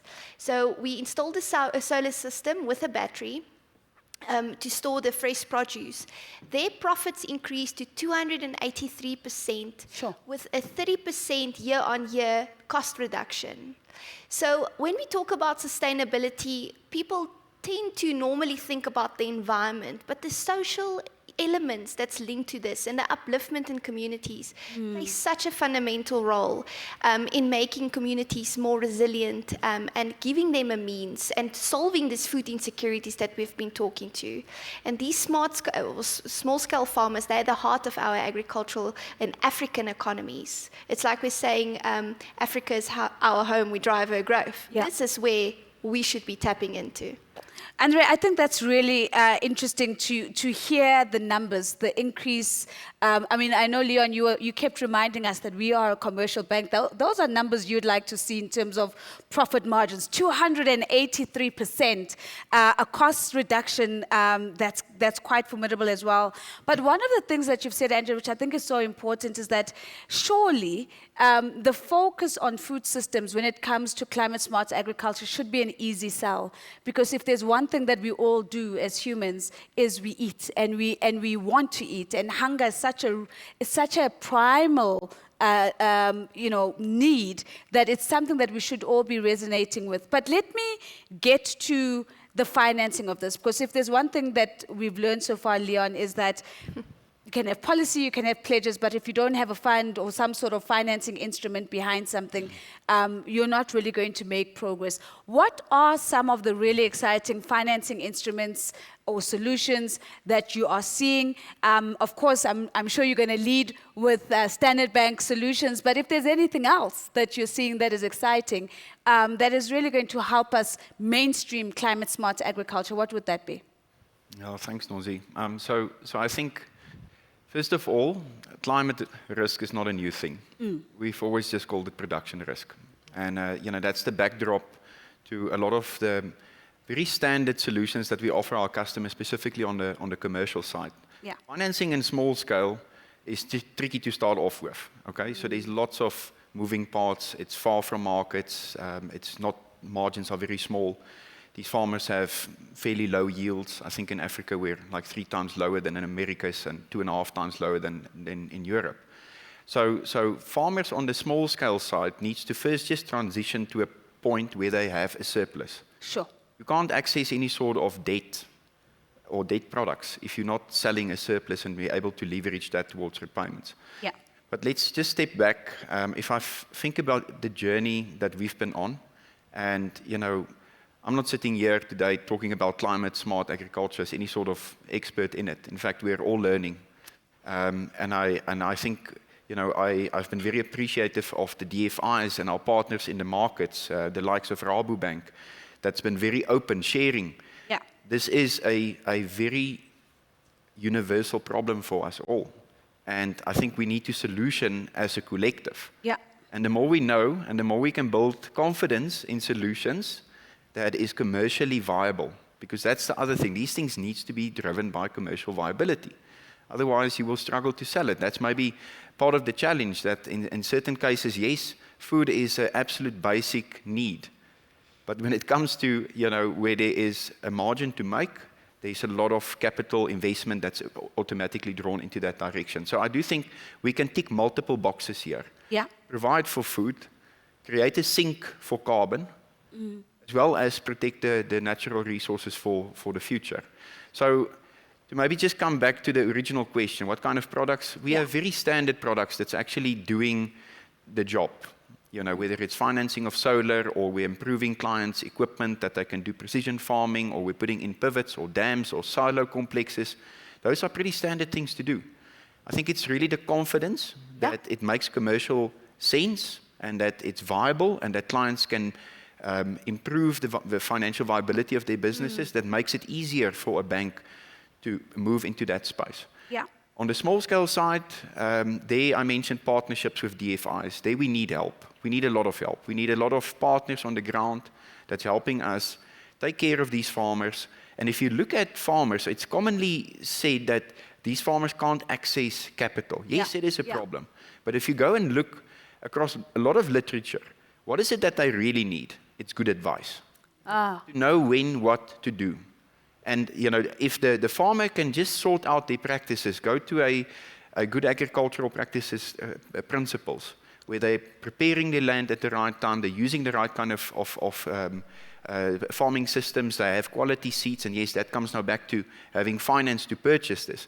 There's a lot of very basic things that we can do for our small-scale farmers before we get to more sophisticated solutions where we're putting up large energy saving and so on. If you can just get our farmers' yields to improve by helping them get access to the right kind of inputs. So the DFIs does give us access to certain incentives. They improve our risk appetite with risk-sharing agreements. And they do give us access to technical assistance that helps us to deploy solutions that the bank would normally we wouldn't have those solutions in place. We need to reach into very rural communities here. And we want to do that digitally. And sometimes certain things are simply not there, and we have to go and establish it there. So that technical assistance helps us with that initial capital outlays. So let me be a bit cheeky. Hardwick is right next to you. What do you need Hardwick to do? Well, I've already said, when it comes to lending, Yeah. when it comes to lending to this segment, we need local currency. Local currency. So Hardwick, I see you're taking notes, so I hope that's local currency. And the second thing is, which we found to be very effective on the continent, is programs that's driven via our central banks. All right. At the end of the day, commercial banks, central banks are our watchdog. And, they set the tone in the market. Yeah. And banks will always sit up when it comes to the central bank. And programs that's enabled via the central banks, I think makes a lot of sense. We've seen good examples across Africa where central banks would say, listen, we want to promote agriculture, we want to promote, in I suppose lesser case, I can't recall any specific examples where they targeted climate per se, but where they want to focus on food security and they want to promote investment in certain parts of agriculture, then we can access cheaper local currency funding, certain benefits that our customers can get, and they prefer to borrow in local currency on the commercial side as well as the small scale, because that's another thing. These incentives mustn't only be there for small scale farmers. Our commercial farmers has a very vital role to play. Yeah. And they are the ones that's leading the innovation at the end of the day, that's really developing the industry. And they can benefit a lot of clients around them. As we call a large commercial operation, an anchor in a community. A lot of awareness and knowledge can be shared. So I do think these incentives must be opened to the commercial customers as well. I'm going to come to Yolande just to get her response to that, because that would require policy instruments to be in play. But before we go there, I'm really interested in what Hardwick is writing in his notebook as, as Leon is speaking. So Hardwick, bring us into your notes. But more than that, the local currency challenge, should that be a challenge? Should that be something that DFIs are paying more attention to?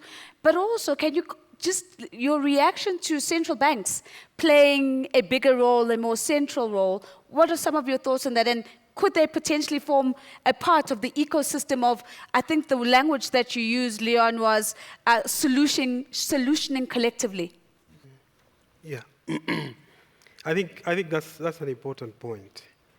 I think I would probably start with a bit of a disclaimer. Yeah. Because I'm going to be talking about certain aspects that relate to the World Bank Treasury, which specialists within the Treasury would probably be able to diverge a lot more. But I understand this issue of local currency loans as being central. And I think it's not only here in South Africa, but in the other countries as well, where the loans that are denominated in dollars tend to be a little bit of a problem. We do have, as part of our lending mechanism, what we call the special drawing rights. Yeah. The special drawing rights is basically a basket of currencies. It's not just the US dollar.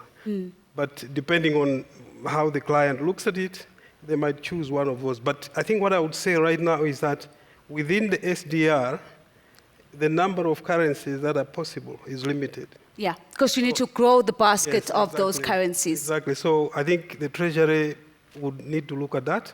That's the message that I'm getting from him. Yeah. And I'll pass it on to the colleagues that would at least eventually be able to meet you at some point so that you can discuss those issues. But I just wanted to also say that as World Bank, we normally finance from the public sector side the loans that go through either the National Treasury and in some cases through the central bank. So that's not a problem at all. I think as long as you discuss between yourselves and the bank, I think that is something that can be looked into. And I think, Hardok, this is where the IFC would then fit in as really the backer of, business on the continent. Exactly. Because, as I said, in the bank we have the private sector side, Yeah. and then we have the public sector side.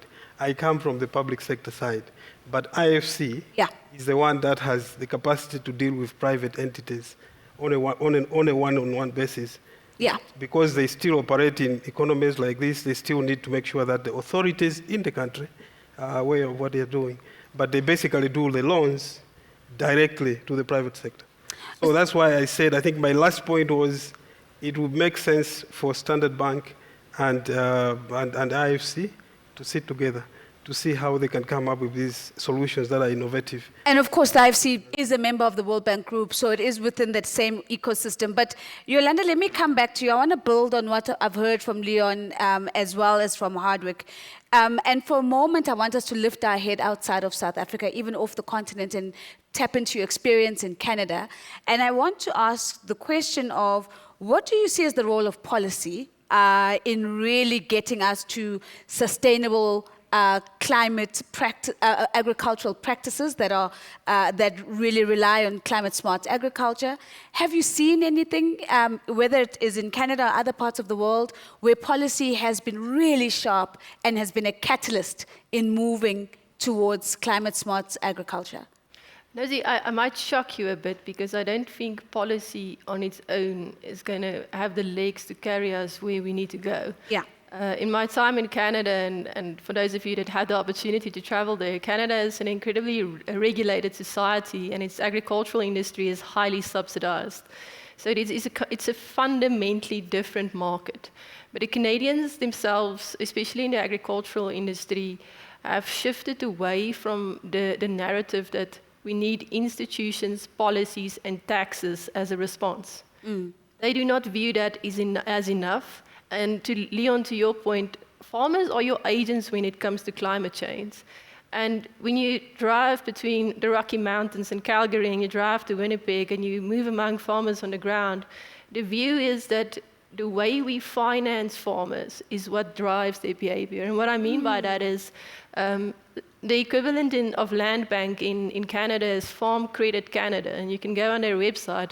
What they do is they reward farmers on a monetary level for partaking in their industry association sustainability standards, or then in corporate company sustainability programs. So you'll see the likes of Cargill being partners to Farm Credit Canada. You'll see the likes of the Cattlemen's Association of Saskatchewan being endorsed by Farm Credit Canada. The Canadians in South Africa, we almost have an absolute view, and we want to, Leon used the word journey. Yeah. We want to jump to the end of the journey first. For them, they said, no. As a country, we're first going to stimulate the behavior for people to partake in industry associations and define what sustainability means within that value chain. And then once the sustainability framework is owned across the value chain, we will start adapting our products. So this was first a means as an agricultural industry just to get people on the train. Yeah. And then when you look at product innovation, and I mean Rabobank is also active in the Canadian market, the Loan Market Association and the International Capital Market Associations has sustainability-linked loans. And the likes of Rabo and Royal Bank of Canada is financing loans based on KPIs. But the interesting thing is, the Canadians argue that those KPIs on what sustainability is need to be anchored in what is agreed upon in industry. So as a country, they're really trying to almost, let's say, stimulate ownership at a farmer level and empower the farmer to be the change agent. Yeah. And then they are rewarding and incentivizing their behavior through the financial products that they put out, and then the advice that's anchored within industry associations. So I'm going to maybe double click on that, because I think, you know, when you emphasize the difference in perception, so it's a journey, we're going to learn along the way, versus, you know, we want to jump to the finish line and then sort of figure our way back. Do you think that the urgency in the narrative has got something to do with that we are triggering knee-jerk reactions, not wanting to walk the wrong way, not wanting to focus on stimulating behavior change, but because the urgency in the narrative is the world's on fire and you've got to act now? I think, you know, and this is, I'm speaking as someone that lived in Canada for most of the year, and the urgency in Africa is higher because it should be. You know, we started off this conversation around food insecurity and household food insecurity. So when it comes to the way that we farm in Africa, we have a fundamental responsibility to make sure that we use the resources we have to feed the people that we have around us. So it's not just a thing of urgency, you know, pushing KPIs through a KYC on a financing level, and almost pushing compliance into value chains. It's also about how do you accelerate the adoption of these practices. And that's really what we need to be focusing on. And I think where we are as South African agriculture at this stage, I know most of the banks, and especially Standard Bank, has done a lot of work in working with the industry association, working with commercial farmers, and I would say the network effect of sustainability in agriculture is only taking fire now. Yeah. And it's going to scale at a massive rate over the next few years, just because of the groundwork we've done over the past 2 years. That's fantastic, and I think that's it's a really good way of understanding the pressure and why it's contextualized here. Andrea, as I come to you, I just want to acknowledge those who've been sending us questions and comments online. I am getting them, so thank you very much for that, and I'll be coming to those questions and comments in a short while. But one of the things, Andrea, I think that we skimmed past in the earlier presentations, and I think with good intention to focus on it here, is the opportunity around leveraging carbon markets. The tendency is to talk about carbon markets in the context of big commercial farming. Yeah. Is there a place where carbon markets and smallholder farming come together, and how do we support smallholder farmers to navigate their way in carbon markets? Yeah, thanks. And just to add on what Yolanda said about sustainability-linked loans, we need to find ways how we incentivize those who do good. And carbon markets can really play a fundamental role in looking at ways, you know, earning carbon credits and also mitigating your greenhouse gas emissions or your carbon footprint on a farm. Some experiences that we've from Standard Bank been involved is, yes, you look at commercial farmers and you look at small-scale farmers, and there's a vast majority or range of type of carbon products that you can embark on, from agroforestry, biochar, biogas, which is your waste to energy, or soil organic carbon, your regenerative farming practices. But one thing we've seen is the carbon market is still developing. And through this development, you need to have proper carbon project developers on board that can help, let's say, the farmer to register his projects, to make sure that those data points that they require to report on are in place and they can guide in his technical assistance. From Africa's point of view, there's a lot of opportunities. We've been working with Rabobank on a project Acorn, where the small-scale farmers are also looking or earning carbon credits through agroforestry projects. In South Africa, regenerative agriculture that can earn carbon credits. We also have partners in Uganda and in Kenya through clean cooking, which is also a big problem in Africa. They say about between 60 to 70% of deforestation happens due to cooking. So investing into lean cooking from biogas or waste to energy is just another innovative way. From the challenges that we've seen is collecting that data, technical assistance, understanding what is required, what does a carbon market mean, the longevity of the projects is normally, over a period of time, policy support. You can only participate in a carbon market if the government for that specific country has developed policies and measures to allow that, either through a voluntary market or a mandatory market where you sell your credits, internationally or offset it against the carbon tax that we have in South Africa. But as the carbon market is expanding, we need to create demand at the end of the day. So investing, and from a financial point of view, where we sit, is investing in climate-smart agriculture presents an opportunity to register carbon credit projects. Got you. So that's basically going to 360s, the circular economy, and where we can play a role is financing these projects, but also the farmer, if he needs to change his practices to allow for X, Y, Z. So I want to harp on the change, because Leon, I want to come to that, the transition. And I think that's a fantastic canvas of opportunity that you've highlighted, Andrea. Leon, when we talk about the transition, are we talking enough about the risks that could emerge, especially for smallholder farmers, even for commercial farmers, because the bigger you are, the bigger the risk, the higher the impact anyway. Are we talking enough about the risks? And what can we do about them? What are some of the mitigation strategies that are proving to be effective in helping farmers to transition towards, more regenerative practices? No, Nozi, so if you look at the easiest one would be insurance, crop insurance. But I think our experience across the markets have been that less and less of these products are available. Certain perils are just not viable to cover anymore. Year on year, insurance companies would have losses against the premium pool, and then ultimately, if it becomes unsustainable, then the insurance company also needs to make a call at the end of the day. So make no mistake that even if you're investing in climate smart agriculture and you're not a good farmer or you don't have good management, then it's not climate smart agriculture that's going to trip you up. It might be other things. We've had cases of clients going completely organic, and then at the end of the day, there's other elements in the business that.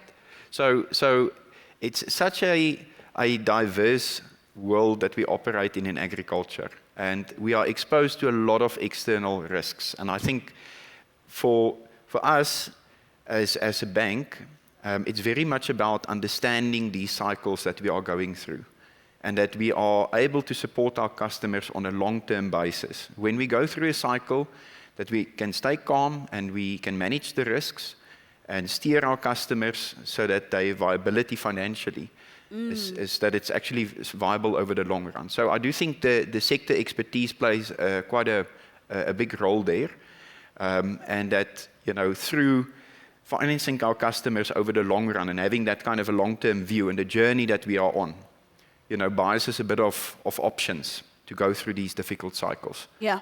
So I must say, listening to you from a banking perspective, talking about, being, looking for financial viability over the long run, it's almost kind of lands to me as there has been a mindset shift, it seems, because I would imagine that the typical financial institution is looking for, firstly, is it a financially viable project? Does it work? Does it not work? And if it doesn't, we pull out. And what I'm hearing, and I think it was also reinforced by Yolanda, is sort of long-term journeying mindset that sets in, and it's influencing lending regimes. It's influencing just the way we collaborate with clients and not just, lend to clients. Am I reading that correctly? Yeah, absolutely right, Nozi. I think, the bank, if you just listen to our mantra, Africa is home, we drive for growth. We're really trying to be relevant, because just being a bank and just handing out loans is not necessarily relevant to your communities. And I think we are, as an agribusiness, pursuing food security and employment of our people. and that is very, very basic needs. And the welfare and the spin-offs into our communities by successfully doing that gives us a much, I want to call it higher relevance, I suppose, at the end of the day. Yeah. I think it's beautiful. I come back to the tagline, why climate-smart agriculture is key for a resilient Africa, and what I'm hearing you say, for a resilient community, resilient families, resilient households, because that's where the impact actually is felt the most. I've got about 20 or so minutes on the clock. I'm keen to come up to take some of your questions and comments. I've got some questions that have come from the online community as well, but I do want to make opportunities in the room available. So can I just get a show of hands in the room? Anyone that doesn't have to be a question. I'm happy to take a comment to get your voice in terms of how you see the opportunity around climate-smart agriculture and what you've heard so far.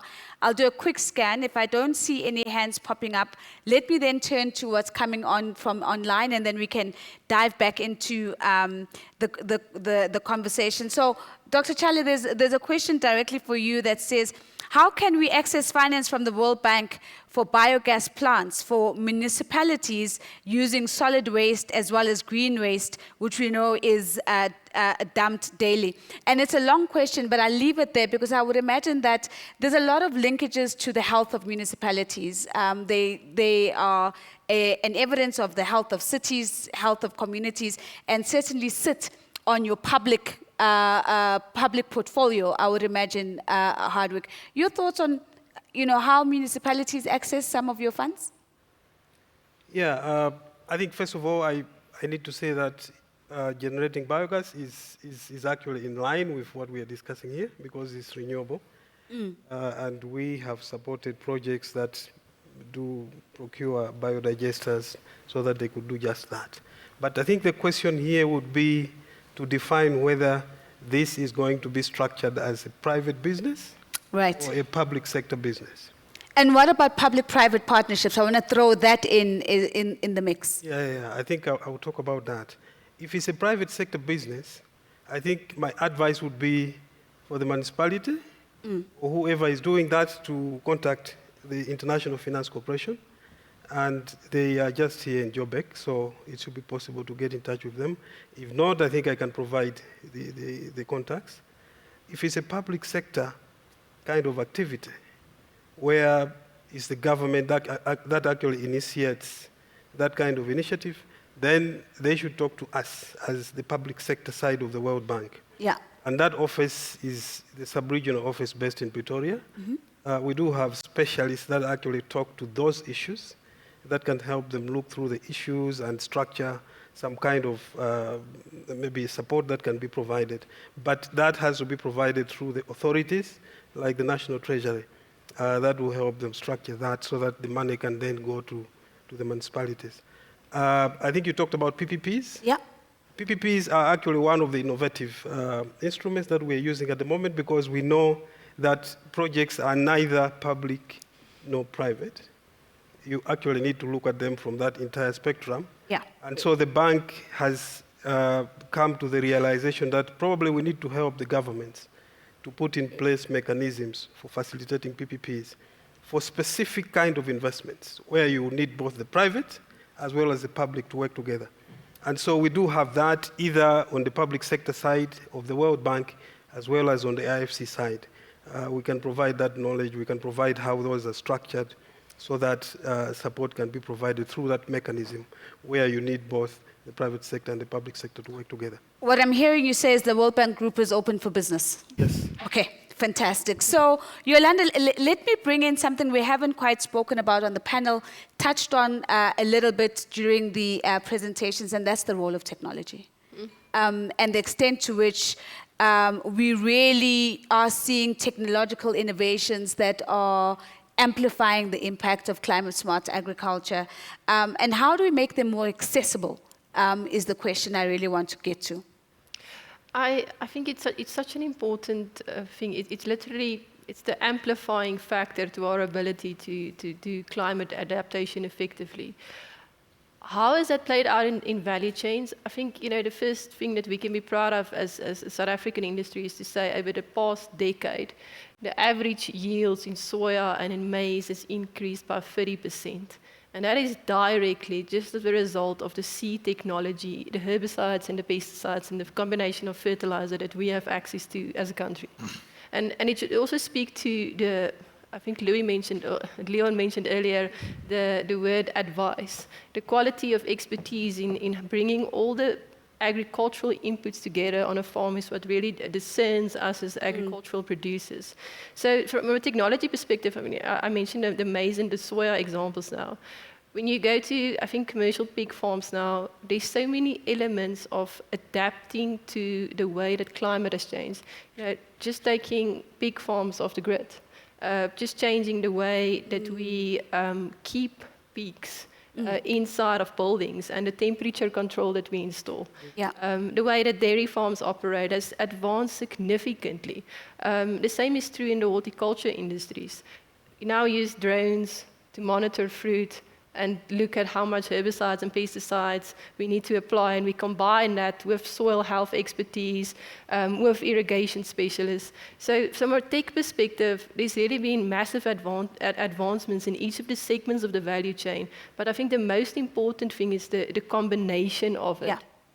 So I want to build on that technology point that you just made with Andrea as well. But before I go there, I think some of the examples that you're sharing, I think, sound really exciting. And again, in the smallholder farmer world, are these accessible technologies? I think we need to, when we talk about smallholders, we shouldn't be abstract. We should speak in how they exist. Right. In the South African context, you find smallholders operating in informal settlements. I've had some experience in the pig industry, and I mean, there's 10,000 pigs in Umfuleni, Cape Town. That's more than many smallholders have on a small pen in Natal, for instance. So the topology of smallholders, the setting is informal settlements, firstly. Secondly, you have smallholders that have either, small land holdings that's enclosed or fenced, or in a crop farm. So the question is twofold. What is the kind of interventions that we need in informal settlements given the climate context? Sure.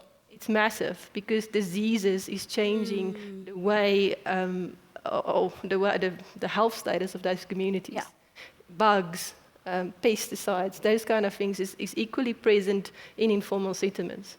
So on a question of how do we intervene into those contexts, I think we need to do partnerships. What we've learned in the livestock industry, we've partnered with veterinarians to make videos and do social media targeting and specifically geomarking those kind of contexts and translating that much needed knowledge to the context of an informal settlement. Yeah. The other side of it is to say, when you then do have land, whether it's crops or orchards or livestock, the most important call in South African agriculture for smallholders is the industry associations. This is something that we, as a country, in terms of social assets, we really underappreciate. Yeah. When you go to foreign markets, you don't find such a centralized pool of knowledge. In South Africa, we're highly organized. So smallholders should really partner with Grain SA, the Wool Growers Association down in the Eastern Cape, the South African Sugar Association. Yeah. All of these are really, I would want to say, your first call when it comes to actually accessing the right advice. I think what we need to be frank about when it comes to technology, to give you an example, in the Eastern Cape, the wool growers, when trying to intervene in Transkei area, they didn't work with individual farmers. What they did was they replaced all the rams in the sheep flocks. And that transformed the genetic material across the Transkei. It was transformational. Yes. So the way that we intervene, we shouldn't think on just a farm level. We should think on a systems level when it comes to these kind of things and really having an impact at scale. Yeah, I think that's an incredible point. The power of organization, and if there's one thing we do well in South Africa is we know how to organize, So that's where you find the central pool or centralized pool of knowledge and expertise and advice. And it's not often that we hear a call to centralize and organize those in the informal sector. Before I go back to the audience to check in one last time if there are any questions, Andrea, I want to come to you with the financing of technology. Yeah. and whether we're seeing progress on that front, because it sounds like there are lots of technological innovations, there's lots of excitement. Are financial institutions equally excited to put money behind some of these innovations? Yes, definitely. I mean, if you take precision agriculture, from a commercial point of view, we are already financing that. And if banks want to be proactive, you need to start looking where the world is going with technology, because there is going to be assets that you can finance. Yeah. So just going earlier, we spoke about technology developments. I think technology is crucial in climate smart decision making. And some of the practical examples that's so not talked about a lot is weather stations, for example, on farm. We've seen there's so many microclimates in South Africa, but it can also be across Africa. And farmers do not always have that type of data, that climatic data available. And then the question starts to go, but how can AI start playing a role? Right. If you're going to start looking into Africa, some of those farmers do not necessarily have the access to that technology, but they maybe have a mobile phone. How AI can help them in making informed, smart choices. So from a financial point of view, it would be, I'm not going to say we're dumb, but if you don't, start looking at financing, it would be dumb. I'll say it for you. Yeah, if you don't start financing, new technology developments, from drones to, collecting data, smart collecting data from weather, etc. So yeah, that definitely will inform farming practices going forward, so that farmers are more effectively using their resources. I'm going to come back to the data piece with you, Hardwick, but let me just firstly check in the room. Again, if you're in the room, questions, comments. I'm keen to hear if anybody has a question, if anybody has a comment. I've got a roving mic that would be made available. And of course, if you're online, looking for your questions and your comments again. So I'm scanning. I'm not seeing any hands shooting up at the moment. And please just take it as them being completely enthralled by everything that you have to say, and they don't want to interrupt your flow. But Hardwick, one of the things that you touched on, and I made a play on it, I was like, oh, it's all about dollars and data. But on a more serious note, the importance of data, right? One of the things we often hear in the African context is poor data, whether it's data collection, whether it's data storage, whether it's the analysis and the application of that data. It's not a strength that we often find on the continent. So my question to you then is, how do we get better at data collection and analysis to really shape climate smart agriculture policies and their interventions? And does the World Bank have any role, or does the World Bank even look at this as you think about where do you lend and how do you support building the capacity to use data better? Yes, very much so. I would say that at the bank we treat data as a global public good, particularly for programs like this, where you are basically looking at developing the food systems as a whole. It's not something that you would hold to yourself, and so we do have provisions that are used to build the capacity of data collection and analysis. From the public sector side, we deal with maybe the ministries to make sure that they put in place strong agricultural statistics that can be used by anybody who wants to use that data, because essentially it's a global public good. It's good for governments themselves, because we are in an era where we talk about evidence-based policy and programming. Yeah. And that evidence base comes from basically data analysis, to be able to tell where the impact is the most, so that government can align its programs, its financing, to the areas that are of the biggest impact. On the program or project level, we look at the bankability, as Leon was saying. We don't finance projects that do not prove to be commercially viable. Because by the end of the day, whether it's the government or the private sector, they have to prove that they are able to pay the loan after the project has been implemented. And so from the beginning, you need to start with very good analysis of whether that project actually does have the commercial viability. And that does require data. And we know that in most of the countries where we work, if you don't develop the capacity of the government to do that, it becomes a problem. Yeah. Because you will not get that data, you will not get it in one place. Sometimes you get it, but maybe it has so many gaps, it's not even accurate and all those things.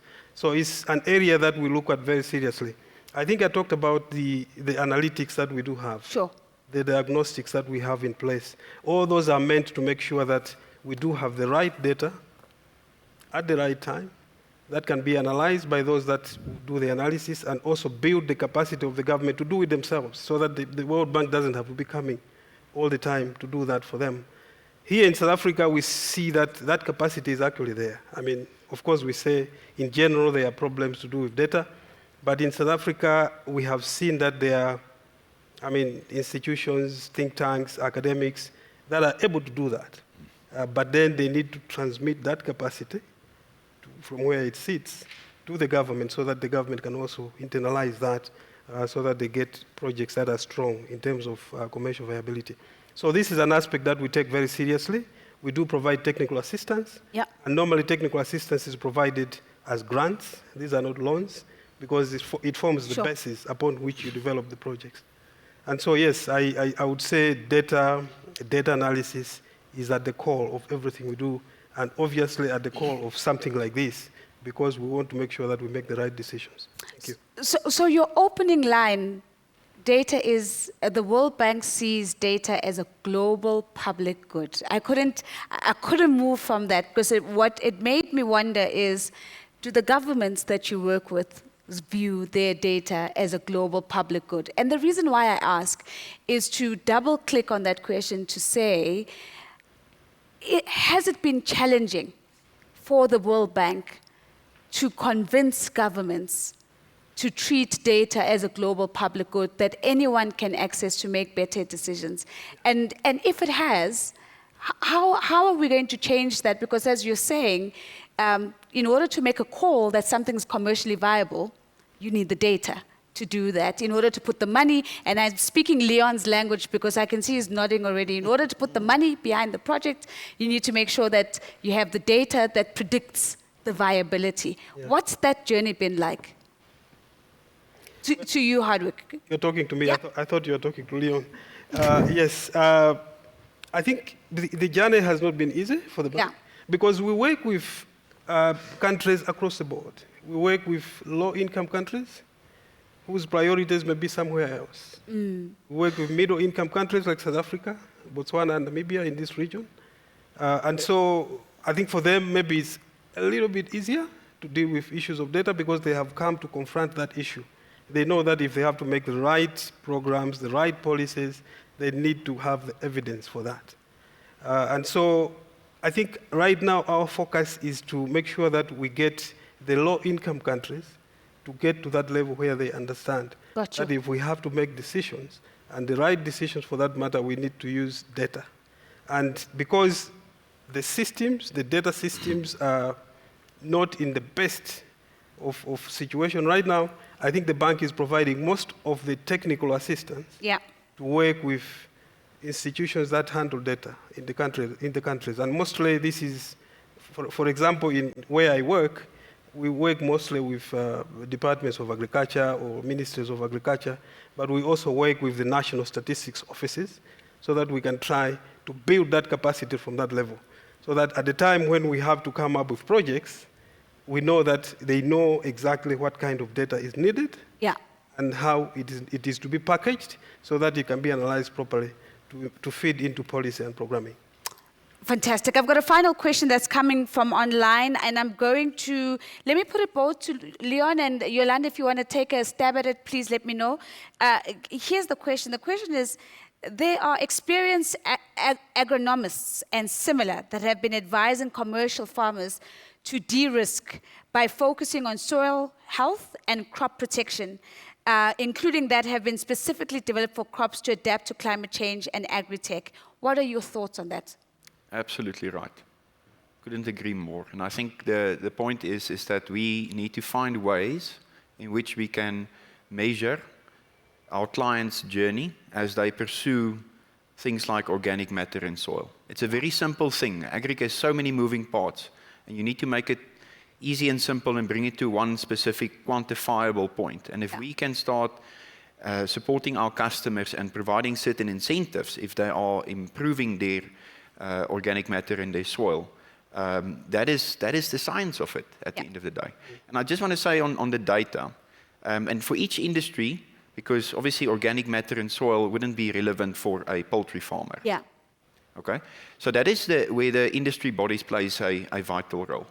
And I mean, us in our Africa regions, in Africa, outside of South Africa, we don't have the benefit of having such good industry bodies as well developed as in South Africa. But our countries, we encourage our staff, our agribusiness teams to reach out to the industry bodies, be part of it, be part of the conversation there, internalize all of that data, because then we can also start learning as an organization what is the relevant data points that we need to be tracking, and that you need to be developing that body of knowledge for the industry to grow sustainably.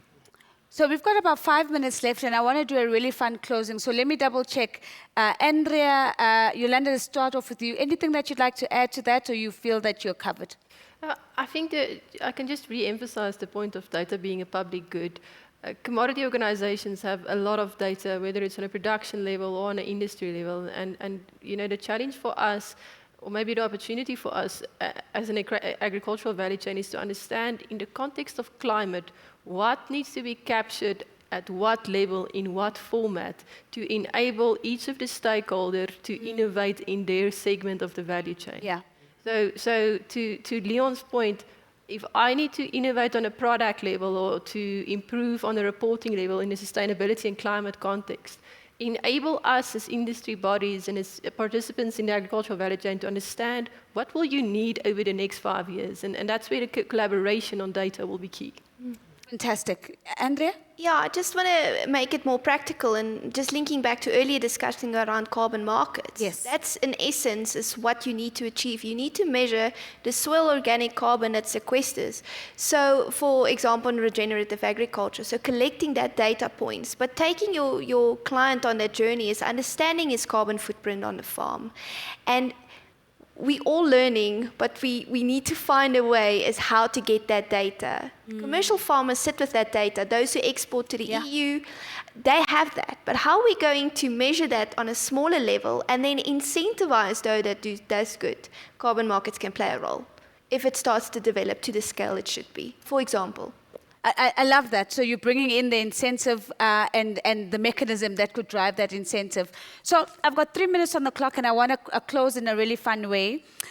So one of the things I love to do is to put my panelists on the spot and ask them to come up with a billboard.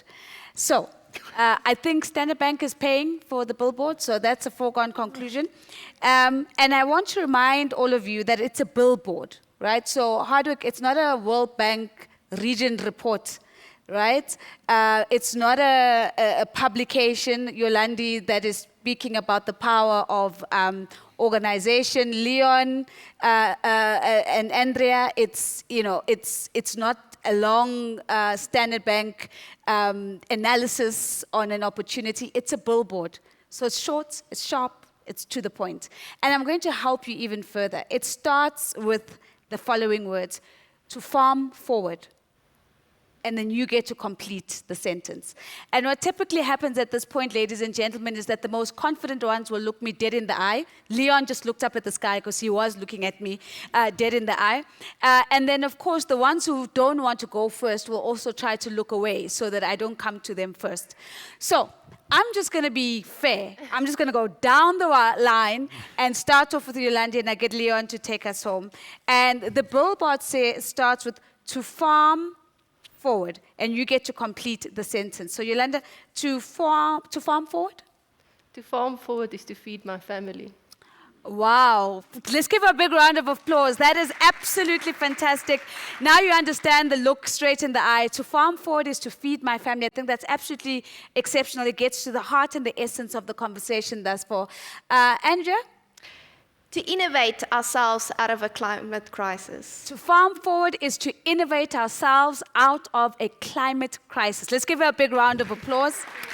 Fantastic. That's really fantastic. So, Hardwick, you look very confident there.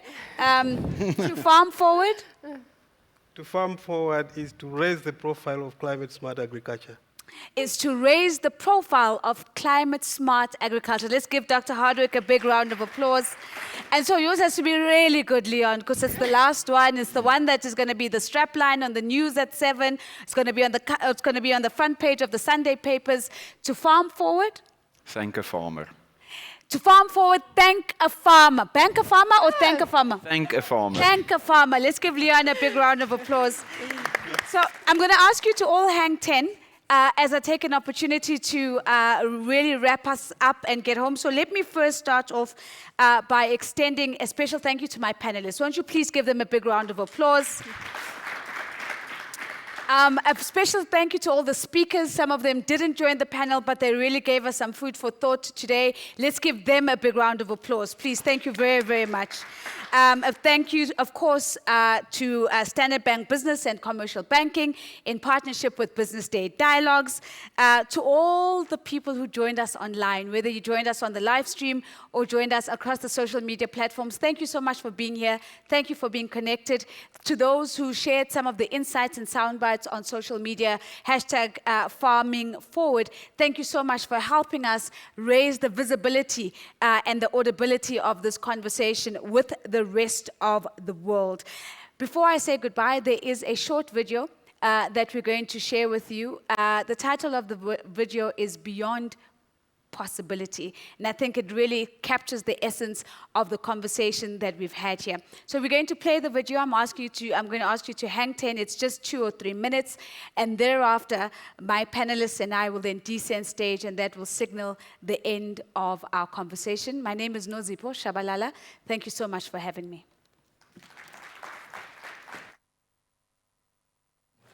More. We're all after it. We spend our lives chasing it. We want to build more, achieve more, do more, be more. It's why we never stop searching and solving for something better. It's why the medical industry didn't stop at the heart transplant and are now 3D printing organs. It's why farmers are now using drones to spray crops instead of tractors. And why goods will no longer be delivered on conventional trucks, but electric ones that drive themselves. This constant pursuit of more is what makes us human. So why should growing your business be any different? Why should you settle for trading in the local market when you can access over 20,000 pre-vetted businesses in over 40 countries? Why should you settle for just another relationship with a bank when you can gain access to experts across sectors in 15 African markets? Why should you settle for ordinary when you can achieve extraordinary? And we have the resources, connections, and expertise to help you do just that. Because our business and commercial banking solutions weren't created to just show you what's possible. They were created to turn those possibilities into incredible opportunities. So let us help you reach that next level of growth. Let us give you that more you are searching for. And let us show you how far we can take your business. Because with us by your side, there's possible. Then there's more. Thank you very much. Thank you.